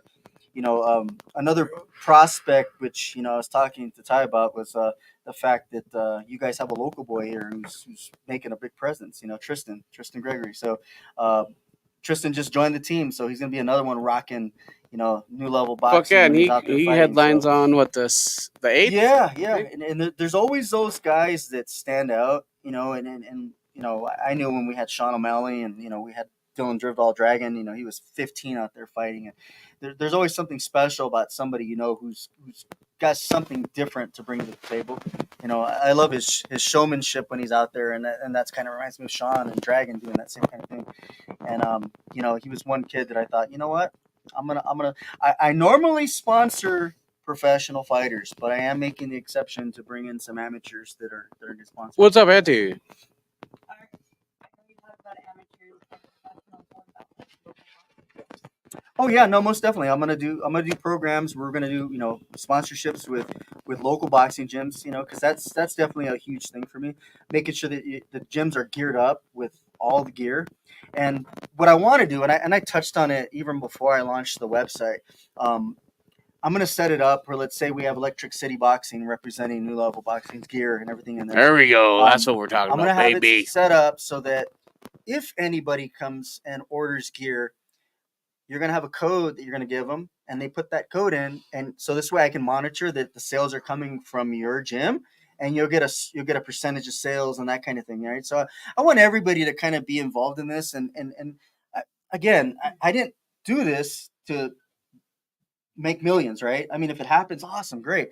But the idea is I want people to enjoy better equipment and things. But you're also giving fighters a really good opportunity to put themselves out there. Exactly, you know, Yep. and I want everybody to share in this. You know, it's not just me. It's like I want everybody to share in this. So I'm gonna do these types of programs together. You know, even with fighters, and it's like, hey, cool. You know, use whatever code you're. How do you get to your website? And you know, is there promo codes, you know, or anything like that? We're gonna that's what we're working on right now, getting the promo code set up so that I can set that up.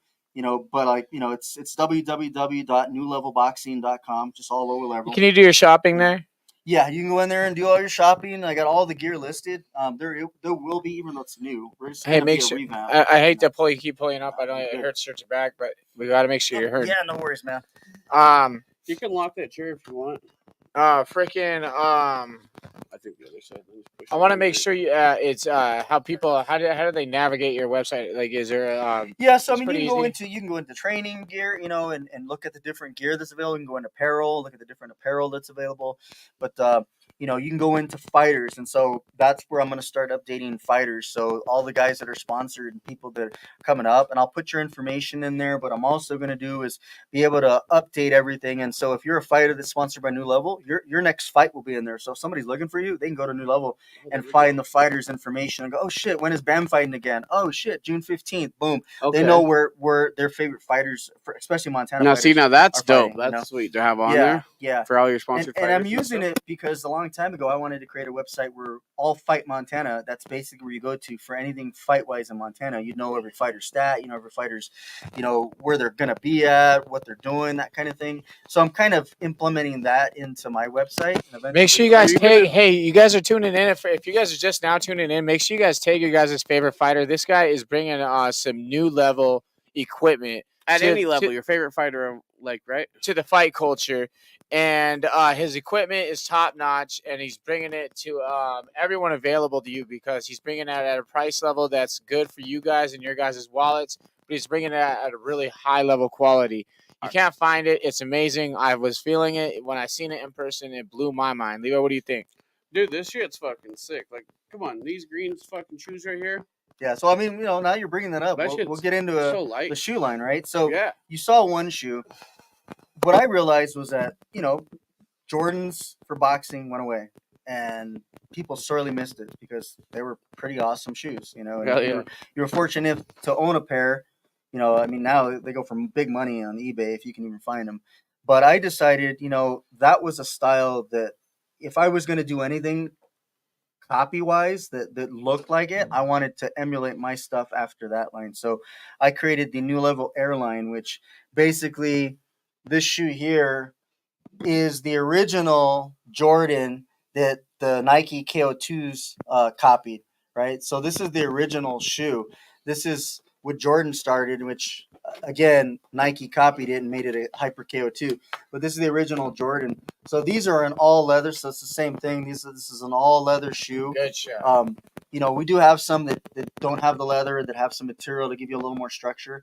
But I kind of wanted to keep it to that old school, So this is that Jordan like KO2 style shoe. I'm gonna come up a little bit so you can get a better detail. And then I said, okay, I wanted another shoe that would be just another iconic shoe. And Jordans, if you don't remember, in 1996 were sponsored the Olympics, the Olympic boxing team. So there was two different versions. There was a super high version, which I don't know who was wearing those, but then there was also the regular. So this is the USA Olympic Jordan, which is the new level version of it, which that one has a little more structure. See what I'm doing? I have one directly in the camera, and then the one that like is the hint in the back that he's talking about is in your hand. Yeah, nice. Yeah. So then you basically have the USA Olympic Jordan right there, and again these will be made in custom colors. If there's a certain color that you're looking for, we can definitely accommodate that, and make the custom colors. But I wanted to make sure that I was doing justice to the brand. And then this one is the Roy Jones Jr. Jordan that came out. And, again, available in different colors. I did it in that green just because it stands out. It looks pretty nice. You said you can get any color if they ask for it, right? You ask for a certain color that you're looking for, and then that's the thing. You're going to be able to get these in a lot more colors. I had these made. You just got to give him adequate timing, and he'll give it to you. Yeah, and I mean, turnaround time stuff, and if you're ordering custom stuff, it's pretty quick turnaround time. That's the beauty of this, and it leads back to, getting all this equipment made and learning the game and trying to figure things out. I kind of learned a lot of things, and there's some things that I learned that, besides the fact that they're trying to brainwash us that, oh, you need to use synthetic and all that, and the fact that it lasts longer, I know it doesn't. Going with real leather as opposed to, going with cheap leather. But the biggest secret, and I'm gonna say it, it was kind of hard for me to decide if I want to spill the beans on what's going on out here. Oh shit! Yeah, but if you're taking over, it don't matter. Shit, yeah, baby, yeah. sizzling. It's a takeover, man. I mean, you're right. bamming your talk about it, The idea behind this, there's so many brands that are coming out these days, right? Everybody's got a brand. I've seen some brands out there I can't even spell what they mean, and coming out with New Level, and it's a name that people are going to remember. New Level Boxing, awesome. The logo. I put a lot of thought into this and to create this brand. I wanted it to be an iconic brand, like a Nike of the world. You see, oh, that's New Level. The brand, right? There's so many brands coming out right now. It's ridiculous. And where I kind of learned is I came out with stuff and I posted it out, and I had other companies right away. Boom, here's my new snake leather glove. And I'm like, shit, I came out with that, but I don't have it out yet for sale. And all these companies started doing that, right? And because people spend time on the internet, and that's their job. They're like surfing for new ideas, and then boom, they see something new come out. Well, poor little me, I didn't have the means to get all this stuff pumped out there yet, so they're copying my stuff right away, right? So it's already happening with the Chads. Unfortunately, I might have to get some attorneys to go after certain companies that are doing these things because I got a patent on it. But the idea behind it was the fact that with all this stuff and learning the brand, where's this all coming from, right? So you order a pair of Grants. If you're somebody, right? You're Floyd Mayweather. He's talking Grant gloves. Yeah, we're talking Grants, right? And we're talking gloves right now in general. The idea is, you could talk to Grant. Like, they don't have a website. You got any Grants available? Yeah, I do. Yeah. So this happens to be a Roy Jones Jr. sparring glove. It was actually used by Roy Jones Jr. It was a sparring glove. I actually really love Grants. Yeah, Grants are one of my favorite between them and Winnings, right? But the problem with this, like, it's a $1,500 glove. You know, you can go and you can spend up to $1,500 on a Grant glove. Most people cannot afford that, and those Grant gloves were not really meant for somebody to go in the gym and train with it. It's meant for you to fight with. Yeah. So that gloves get trashed pretty easily, you know. And so, you know, that's the same wrist support of a Grant, you know, with much better padding and the glove. Once you put them both on side by side, you can see the difference. Oh man, no, actually, I prefer yours. Yeah, it's a big difference. But if I ordered another Grant glove, right? Let's say it wasn't custom. I'm a nobody to Grant, and I order a glove from Grant. And feels really unique. I get my glove. Really good glove. My glove was not made in Mexico where everybody else is making theirs, right? No boxing, no life. I bought 2 gloves, one custom, one just like Canelo's glove, all gold with his name on it and all that. Came from there, from No Boxing, No Life. You know, it was like $500. I picked those gloves up. Oh, cool. I went in the website. I'm like, I want another pair, and I ordered a pair that was Mexican colors, already done, nothing custom. I ordered those gloves. Put them side by side. They're not the same glove, right? You're like, what the heck? Flip the tag around, and it says made in Pakistan. I was like, what? Made in Pakistan? Wait a minute. They're made in Mexico. So being in this industry and being educated and realizing what's going on is that every company makes their stuff in Pakistan. Nobody's going to China because it takes too long to get here. That's the problem, right?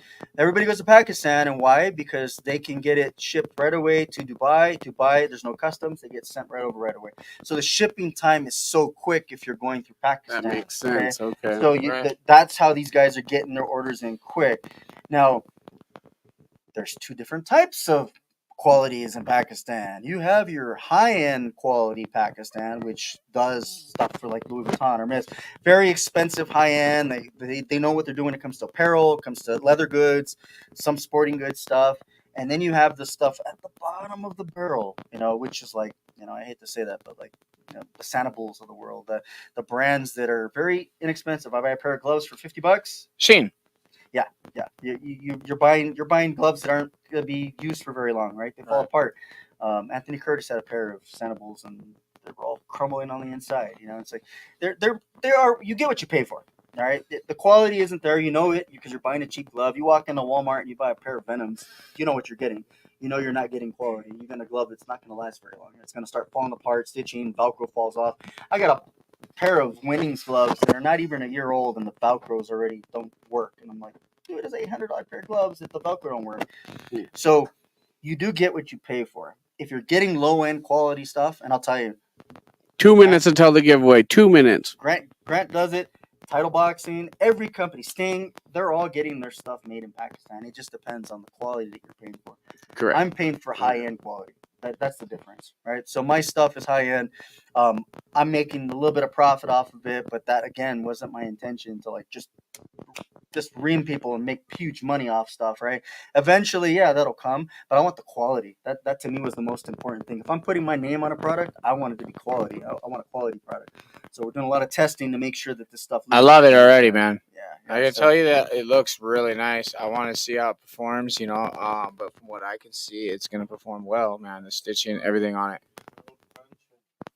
Put the headgear on. So look, check this out, right? So this was one of my favorite mitts, rival mitts. Out of all the mitts that I've purchased, We pulled out the rivals. All right. so This is a really great example of what he got going on, this is like my in Venom wise, like. So this is the rival, right? So this was my favorite mitt as a coach. Feels awesome, right? It's been really innovative phenomenal. here. I love the idea. But after a this. year, the inside now feels like gritty, kind of sandpaper. It's uncomfortable, and there's no wrist support. So when I got guys throwing some bombs, I mean, my and to let me know, it's like I started developing like tennis elbow from eating these punches, right? Yeah, And again, because there's no support in here, so I thought, God, there's got to be a better mitt out there. And I said, well, damn, you know what? Let me create a better mitt. So these are the BAM mitts, right? Ooh, Bad ass mitts. Hey, look at That's that. what that Kill stands Eagle for. and Tyler tag the same person within like a BAM, minute of each BAM other. mitts, right? Badass mitts. These are the badass mitts.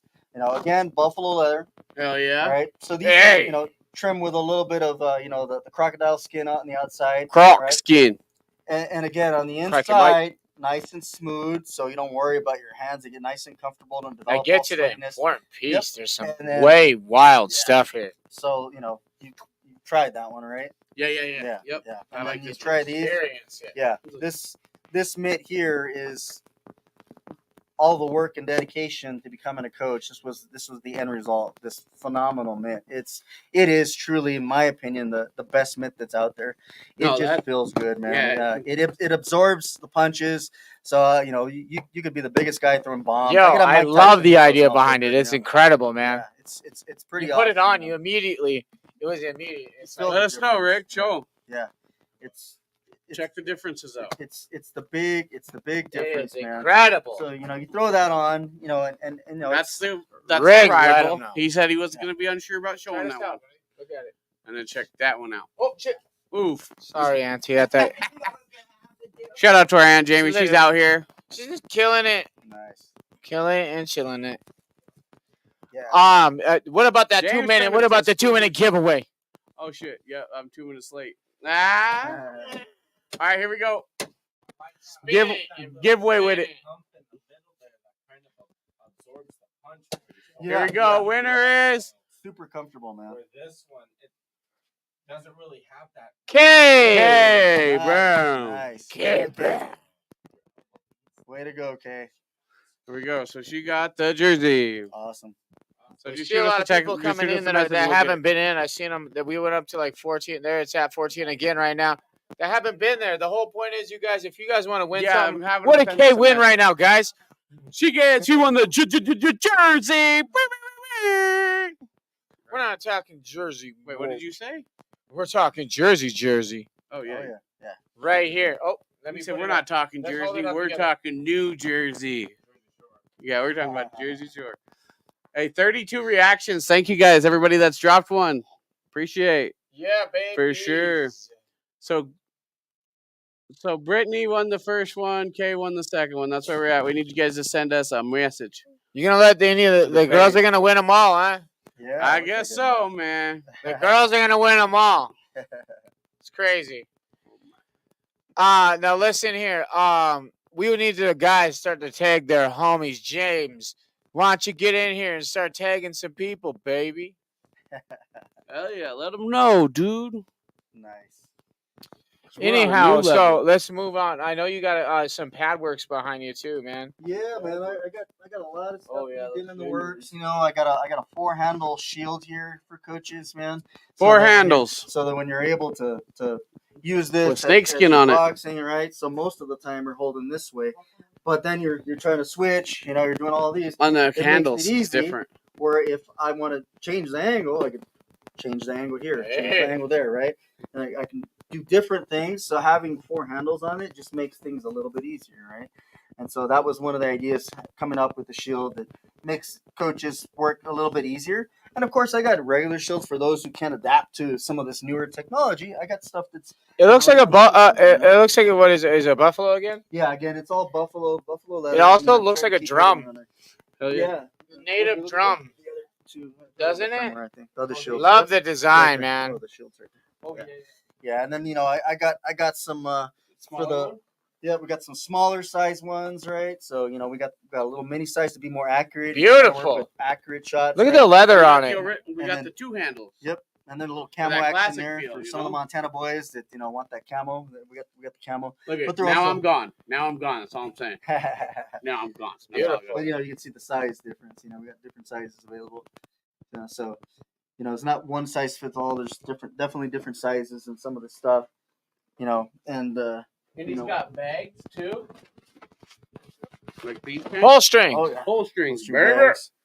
Yeah, and Look at usually these when you mitts. get I that really like the complimentary- color of these mitts. They shine. They look like a champion mitt. So these are the air mitts, so you can see the indentation on the inside. So Yeah. this was my version of an air mitt because I spent some money on some super air ones, and wow, they're the most irritating mitts to hold. They start hurting your hands after a while, and these made it so much easier. They're comfortable. See, I haven't seen. I Yeah, love they- the way they yeah, sound. I love the way they yeah, look. I love the way yeah. they feel. It's got a really good feel And to they it. smell good, man. And of You know course, what I'm you know, saying? yeah, you got that leather. Don't mind me. You got that real leather, not the Ties pleather. out I your said, leather don't mind sniffing. me. He Yeah. said leather sniffing. We're not doing the pleather with my brand here. You know, it's all real leather. God, it's You know, nice. Don't want to use any of the low end stuff here. Let Levi fill that. You can see Levi, smell it. smell it. Oh, Rub it's it. me. Just it. Yeah, man. Smell it, baby. Okay. Yeah. So you got the big air mitts there. Yeah. I'd hate Rick. I'd hate to be the guy that messed with us. You think? Come on. now. Why not? Why not? Oh You yeah. guys don't get it. You don't get What- it. what- But if you do get it, you get it. What else do we have back here? We got all types. Oh yeah, we got Man, we got these vintage fucking shin guards. He's we got got some. He's got some monogram shin guards. Yeah. You know these. What these about are this? What about this guy here? Oh yeah, man. Lakers, man. You know, so for those who kind of want that soft velvet, we There got you that go. nice crushed velvet. So yeah, we got the nice and soft. The one thing we're working on right now, right? So as I launched all this, there is going to be a women's dedicated line that's going to be coming out. So it'll be all women, and your niece is going to be one of the first to Sister-in-law. rep. Or yeah, there you go. Sister-in-law is going to be one of the first to rep the the new level women's Fuck boxing yeah! line. Shout out to Marcy, dude. Yeah, She's fighting so in Marcy the Chapman's poker. gonna be Incredible. wearing the new level out there at her first fight. Michael Madden, yes, he is out of Butte, bro. Yeah, so I mean, just so you guys know, like what's in the I works. can't get out of your butte though. I can't get it out of my mind. But But I was telling Mikey I can't get out of his butte. the gym's I can't get it out of my mind. nice. So the gym's expanding. We're gonna have a buddy of mine bought a 57,000 square foot building, the old Hertz Rent-A-Car building, and we're gonna turn that into a new level boxing. And we're also gonna do a retail space, so there'll be a store for Nice. new level boxing to go in there and shop and buy all your gear and everything that you need. So that's the next phase that's coming.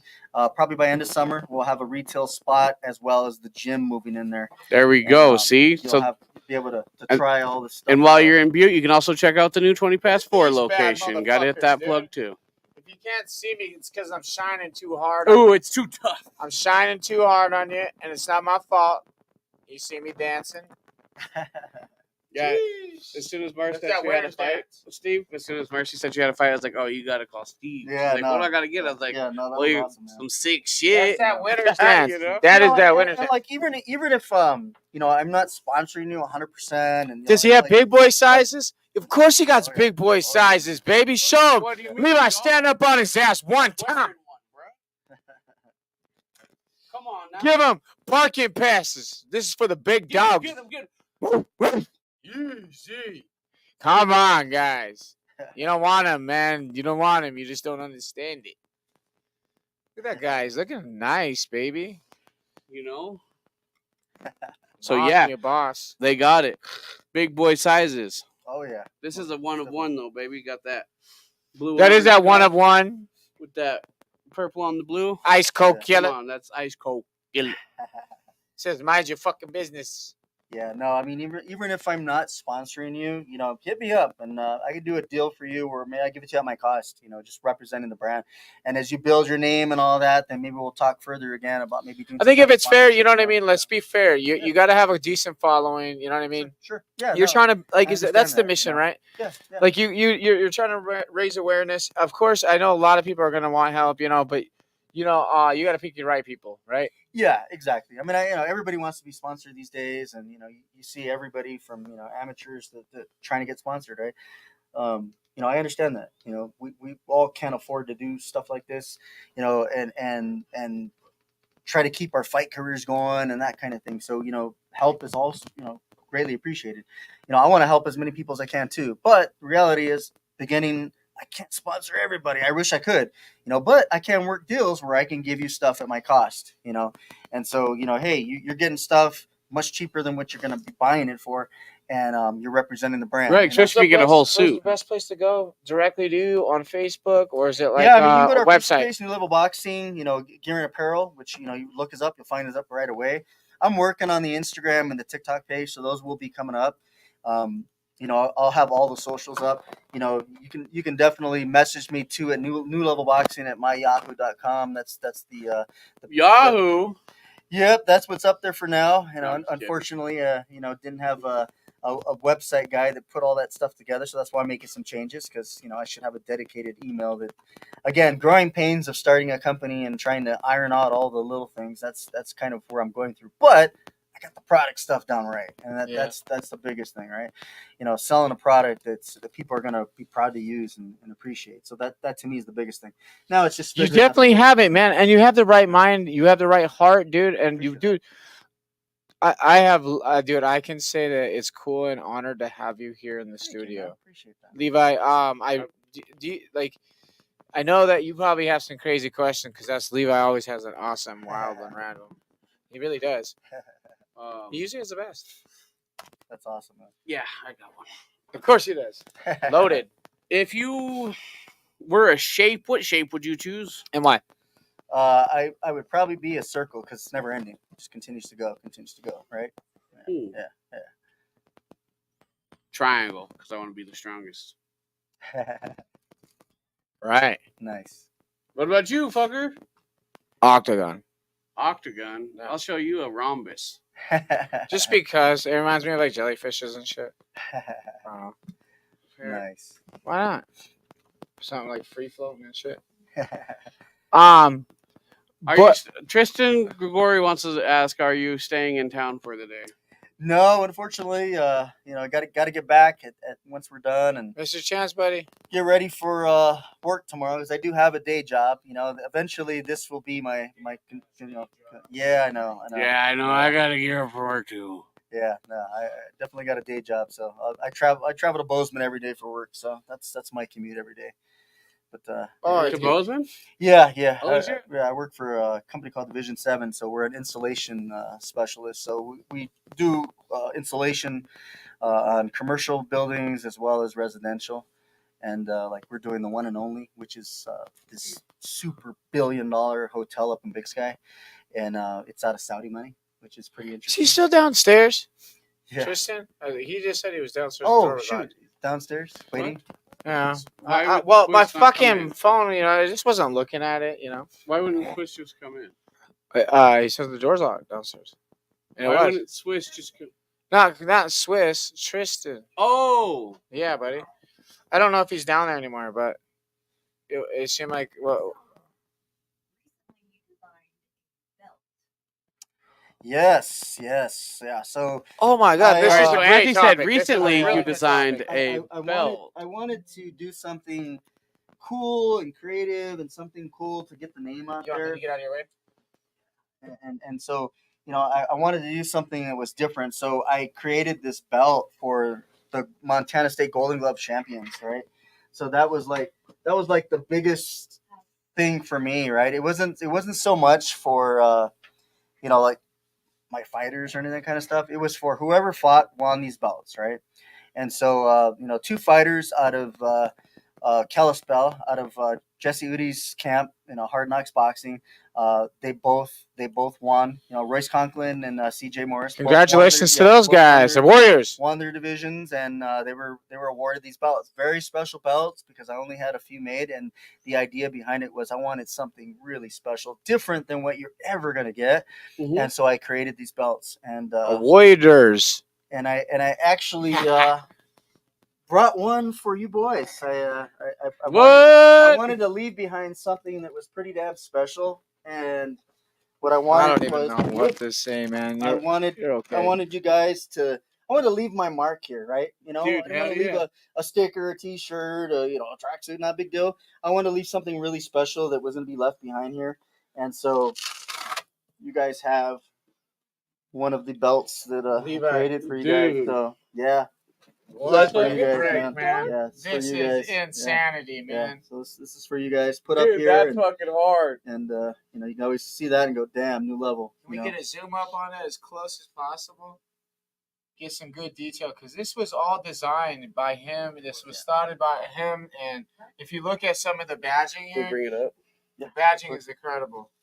Yeah. Levi's gonna bring it a closer look, man. I literally, I still have no words that I can say that I feel honored enough to tell you thank you enough. You know what I mean? Yeah, man, appreciate it, man. Yeah, this is Because I know to get something like that, these kids work their asses off, oh yeah, man. most So definitely, like man. Most for definitely. for us to receive something like that, I feel like you are looking at us like we worked pretty hard, man, Most and definitely. I appreciate you guys, man. it really bubbles my heart, and it means a lot to me because I love this sport a lot. Awesome, And man. I can see that, man. You know, Dude, what you we guys are appreciate doing that, for the for real. sport is the same Thank thing you. I'm doing, man. Yeah, you're welcome, man. It's that's how I look at you guys. You know, seeing that you guys care about the fighters and you're really trying to push and promote the fighters, and it's like I want to do the same thing. You know, and that's why I was like, you know what, I got to bring something special for you guys to leave behind, so that you guys look at that and go, damn, that's pretty incredible. Dude, you it know? is. That's fucking awesome. So yeah, it's just you know, wild, man. It's so beautiful, dude. Like I still really haven't got to hold it and look at it yet because I just feel so fucking blessed and honored, man. well, I'm glad you guys appreciate it.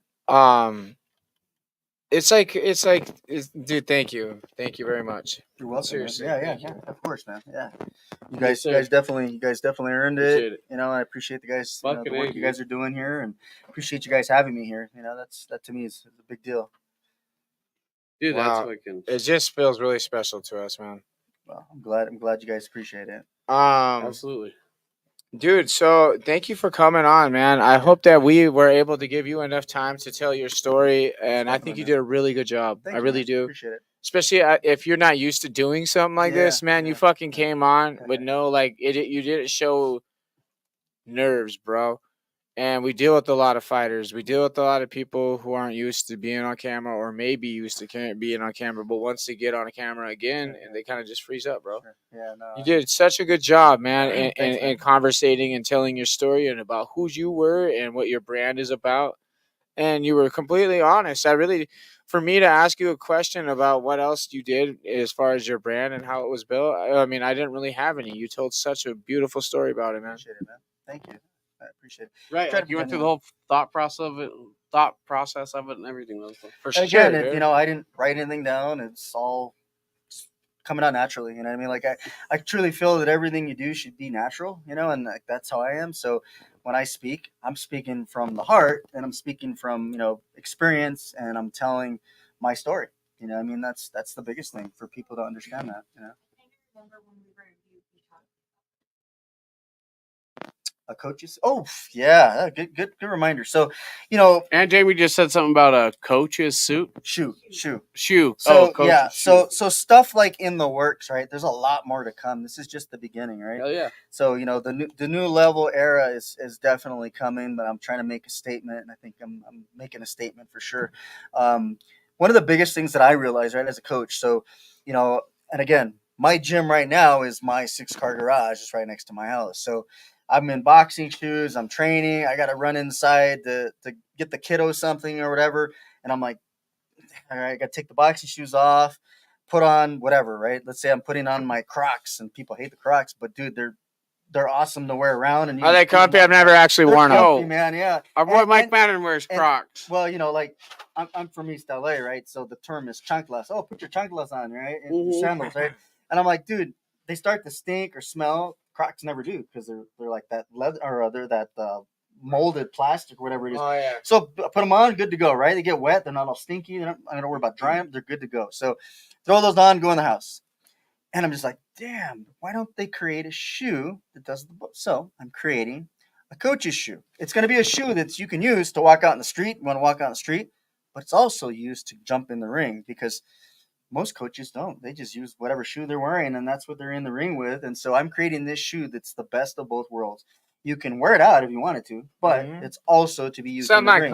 Kanye West shit. No, it's not going to be a Yeezy. I'm not saying no. I'm just saying like revolutionary, But some off the wall Exactly. shit. It is going to be revolutionary. It's not one of those rubber Okay. boot shoes. But Cool, no, it's going to be a cool. cool shoe Okay. that I'm you're going to excited be for that. able to use. Right. you know, to be in the ring and outside the ring. Let's you see know, you and drop that new heat, baby.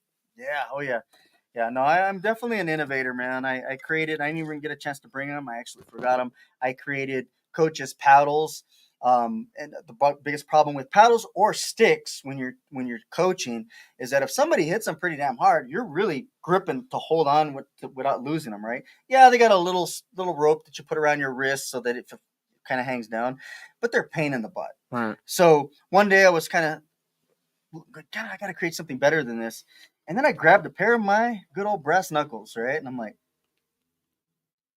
so I created these sticks and paddles that have like this brass knuckles. You were saying hold on something. to them, Yeah. and That you makes hit it, sense. and it Okay. ain't going anywhere. You hit it, it ain't going anywhere because my hands are in that like brass knuckle. that Sure. holds And that like, little is it on a stick spring or is it like? Yeah. So like the sticks. You don't. are No. Don't give it away, baby. Yeah. It's pretty. Cool. Sounds awesome. Yeah, they're pretty cool products, but I'm trying to be innovative when it comes to better equipment. You are for innovative, coaches, and I think your You're- product's amazing. Keep your eye out because the heat is coming. I Oh, yeah. I have no words special enough to tell you how I feel about what you brought us as in gifts and how much cool shit you told us and how much knowledge you could game on us.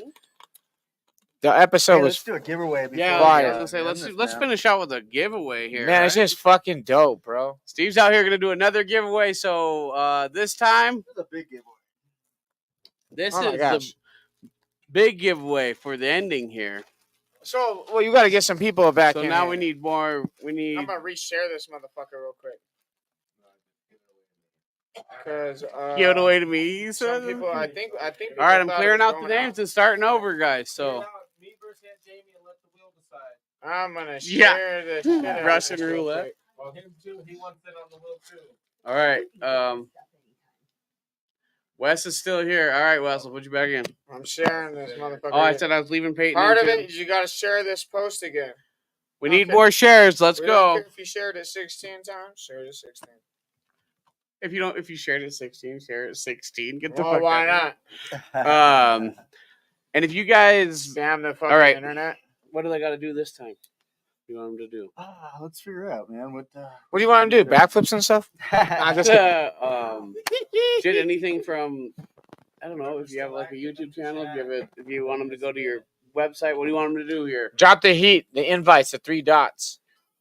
Oh yeah. There you go. Okay, so go to New Level Yeah, there you go. Boxing and Apparel. Share it with all your friends. Hit the 3 dots on the side of. You got to open up the Facebook profile. Hit the We're 3 gonna dots. watch his shit. Invite friends, and then you have to invite.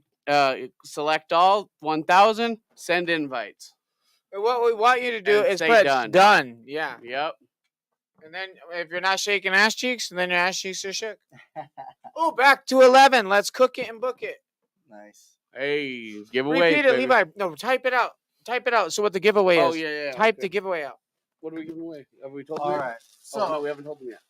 Tell them what the giveaway. Oh. Is. How to do it. How to do the giveaway. Go to. Oh, keep it low, baby. Keep it low. You don't want to show. You don't want to shake them and bake them yet. Jay Davis, what's good, man? We're doing a live Yo, giveaway. Jay Davis from Trip Live giveaway from New Level Boxing. It is the big giveaway. He's gonna be doing it live, man. We're cooking and booking. How you enter this live giveaway that we're doing, man? If you're paying attention, is go to the 3 dots on New Level Boxing on their Facebook page. Click it on the right hand side and hit that invite button and check all invites. Yep. There should be enough to invite, cook, and book, baby. Get what? Don't cheat us like you do it. Bingo. And then when you do it, Come on now. I When- ain't. when you do it, get back in the comments and say done.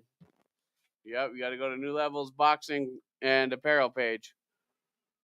Jamie did it. She's back in. Nice. Mike Hammond, if you're in, you got to go to New Levels page on Facebook and drop. There we go. Chase Garland's back in. Can you believe it?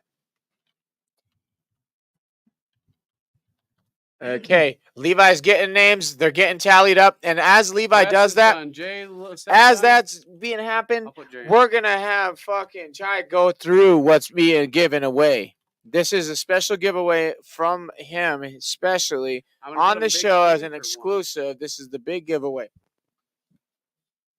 Little man, you know the shots, baby. Go to New Level Boxing and Apparel page, hit the 3 dots, hit invite friends, and then select all and send it. There we go, Rick. This already looks cool. You haven't even got to see it yet, but it looks amazing. What's that? That's Instagram. Here he's. I think we're gonna show him off right now. Can we go big screen? What? Oh, Yeah, we're he's big screen. screen. Okay. We're good. Let's go. Big screen, so we can see it, so we know what we're looking at too. We'll get the names in a minute. We'll see who's done. What? Yeah, right there. We want to see it big screen real quick. There we go. All right, let's go. All right, guys, we got some New Level professional boxer shorts right here. All right, so got awesome shorts. There's actually only one other pair in existence right now that actually has out. It's one of my boxers, but yeah, you guys will be one of the first to rock these out there. You know, this is again all. Look at those things sparkle, baby. Yeah. Pretty awesome. You know, If you want to make a statement on your opening night, your debate, or if it's your 10th fight, you know what I mean? You don't have to come out there looking flashy. Yep, got the little fringe on the end, so real flashy. It's like the red carpet treatment. Oh yeah. Doesn't it remind you that? Like, so there's your Hollywood pictures right there. There we go. That's a big time giveaway. Big time giveaway. We're going in. You share it with your friends. New Level Boxing Apparel. Go hit the 3 dots and hit invite. Select all. Go check it out. We drop done in the comments. Josh Bryant says what? Shout out to you boys. Y'all are living the dream, always striving and staying true to the purest part of who y'all are. Keep putting on them, doing amazing work. Thanks, Josh. Love you, buddy. Shut up, man. Yeah, thanks, Josh. Cheyenne, you're in. Jay's in. Coda. Yeah, right. All right, 3 minutes, and this one's over here. Yes, sir. We got 14 people in the chat. 14 people in the chat. I hope there's 14 people that we get to put in this drawing, man. I'm at 7 right now. You know a fighter, man. You could give them away if they don't fit. You can drop some love and go do what you got to do and come back. I need 5 more people to get it done. Let's Come go, on, New Level Boxing Apparel. Hit the 3 dots, hit invite, hit select, hit done. That's all you got to do. Come on now. Yeah. Steve, man, we appreciate you, dude. Yeah, man. Thanks for having me. Drop some knowledge on them, Levi. Tell us what it is. Shit, man. I've just been on a good vinyl hunt in the last 2 days, so I've been having a pretty good 2 days here. Just getting vinyls. You like vinyl records? Oh, heck yeah, man. Hell yeah. I just need to upgrade my player. I only got one of them little suitcase ones right now, but I'll get something here soon. Nice, man. Heck yeah. If anybody hasn't been up to Steve's gym up in Butte, you gotta go. If you haven't been and you're heading to Butte, you know who to hit up to ask to come check it all out.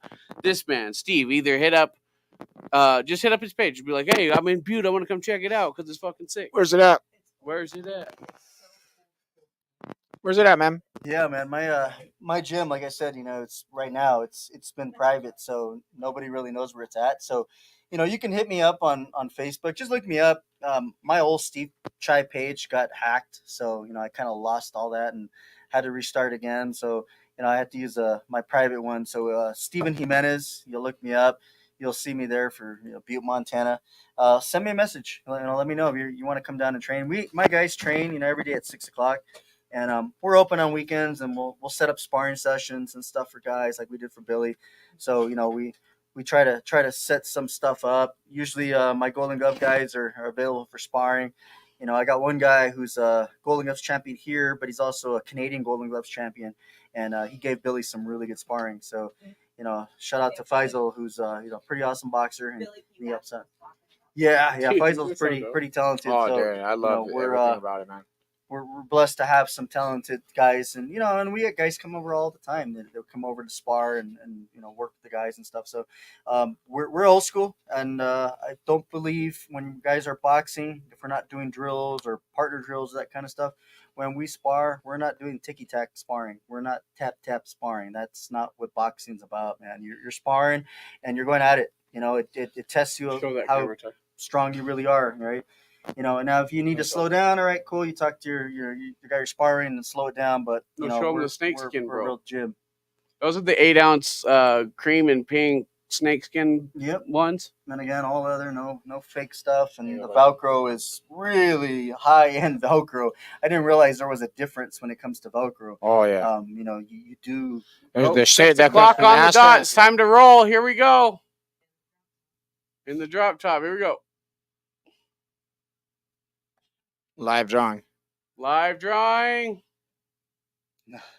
Cheyenne. Holy shit! Women's night, shit. Women's night. Yeah, Congratulations, nice. my wife. That's awesome. Yeah. There you go. You got some fight shirts to wear. When you go in there, She's gonna be wearing them. Sheesh. Nice. Hell yeah. All right. Awesome. With That's that, crazy. if Well, you wanna guys, shout out you guys anybody- witnessed it. Was that live? Did you get to see it? Did No, they get to see They it? didn't get to see it. No, it sucks. But Hey man, everybody in this room witnessed it. It was a spinner. I can save it. I don't know how it works. So. My wife may, if she's in the My comments, wife. she may get in the comments right now and give them away. She might. She Let's might. see. She has 5 minutes, and you guys have 5 more minutes to tag whoever the fuck in the comments. Gotta go to work tomorrow, man. Oh shit. Well, you never know. That's like, I'm just trying to be nice, you know.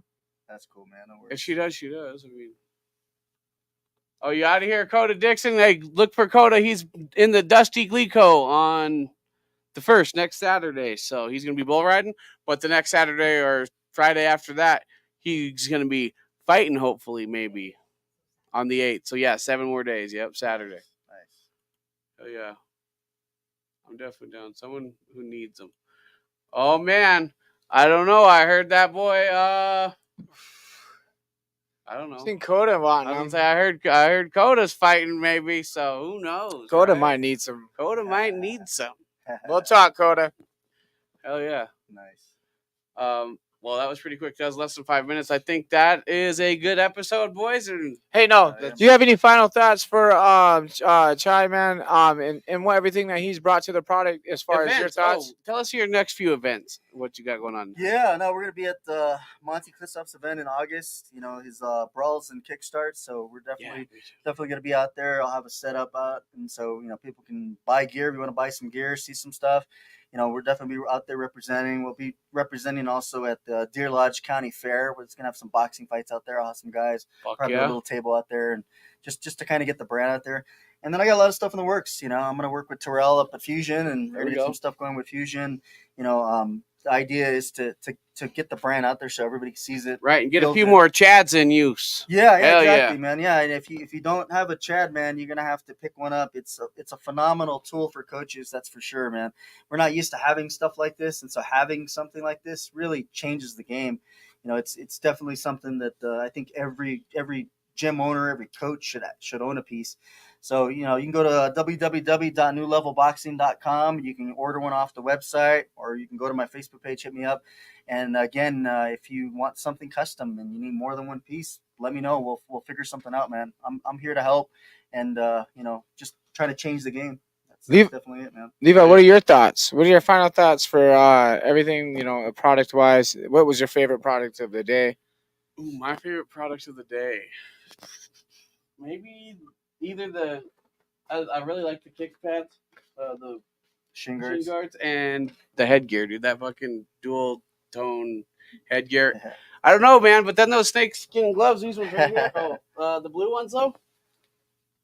These Yeah. bitches are sick, dog. Come on now. It- Those big old 18-ounce big boy ones. Yeah. They're somewhere around here. Yeah. Easy, Yeah, that's it. easy. Oh, see? These are the big old boy 18-ounce. Told you right there. Those are nice, man. Fucking A. What's your favorite piece of the day? I have a really, I love the tan here, and I love these black and tans.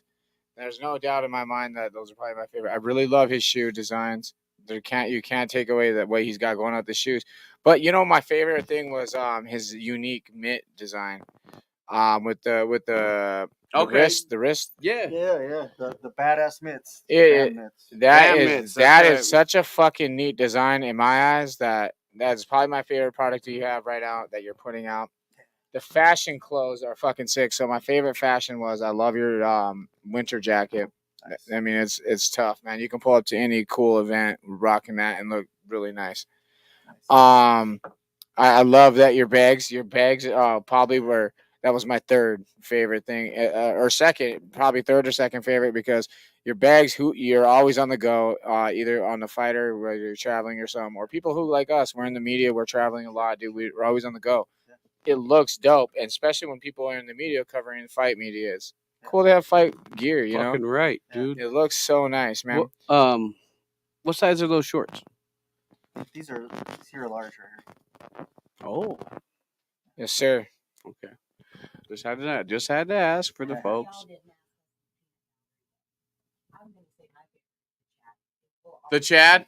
Auntie says the Chad. Auntie she loves the Chad. loves the Chad, man. She I did mean, say that from. What do you from think about step it one. though? You know, like It's for real. Over the last 20 years, kids resting their boxers, resting their There you arms on those, and it's what size shorts are you? What's asking Rigo? Go ahead, Auntie.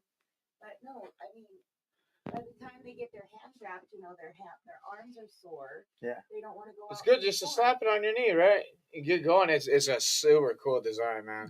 I mean, ever since you showed it to us on the 27th, Yeah. that's all I've been obsessed with. Yeah. Like, Yeah. I tell everybody about it. It's legit, man. Yeah. It's a good way to get your branding out there too, because you see a lot of that work right there. And then the bags, dude. Come on, the bags. Like, dude, Come on, I'm Give it saying up the for fucking everything, bags dude. are lit, dude. give it up for everything. Wes, we love you too, brother. Thank you for hanging out with us. I know it's Peyton's birthday, and happy again to Peyton Killeagle.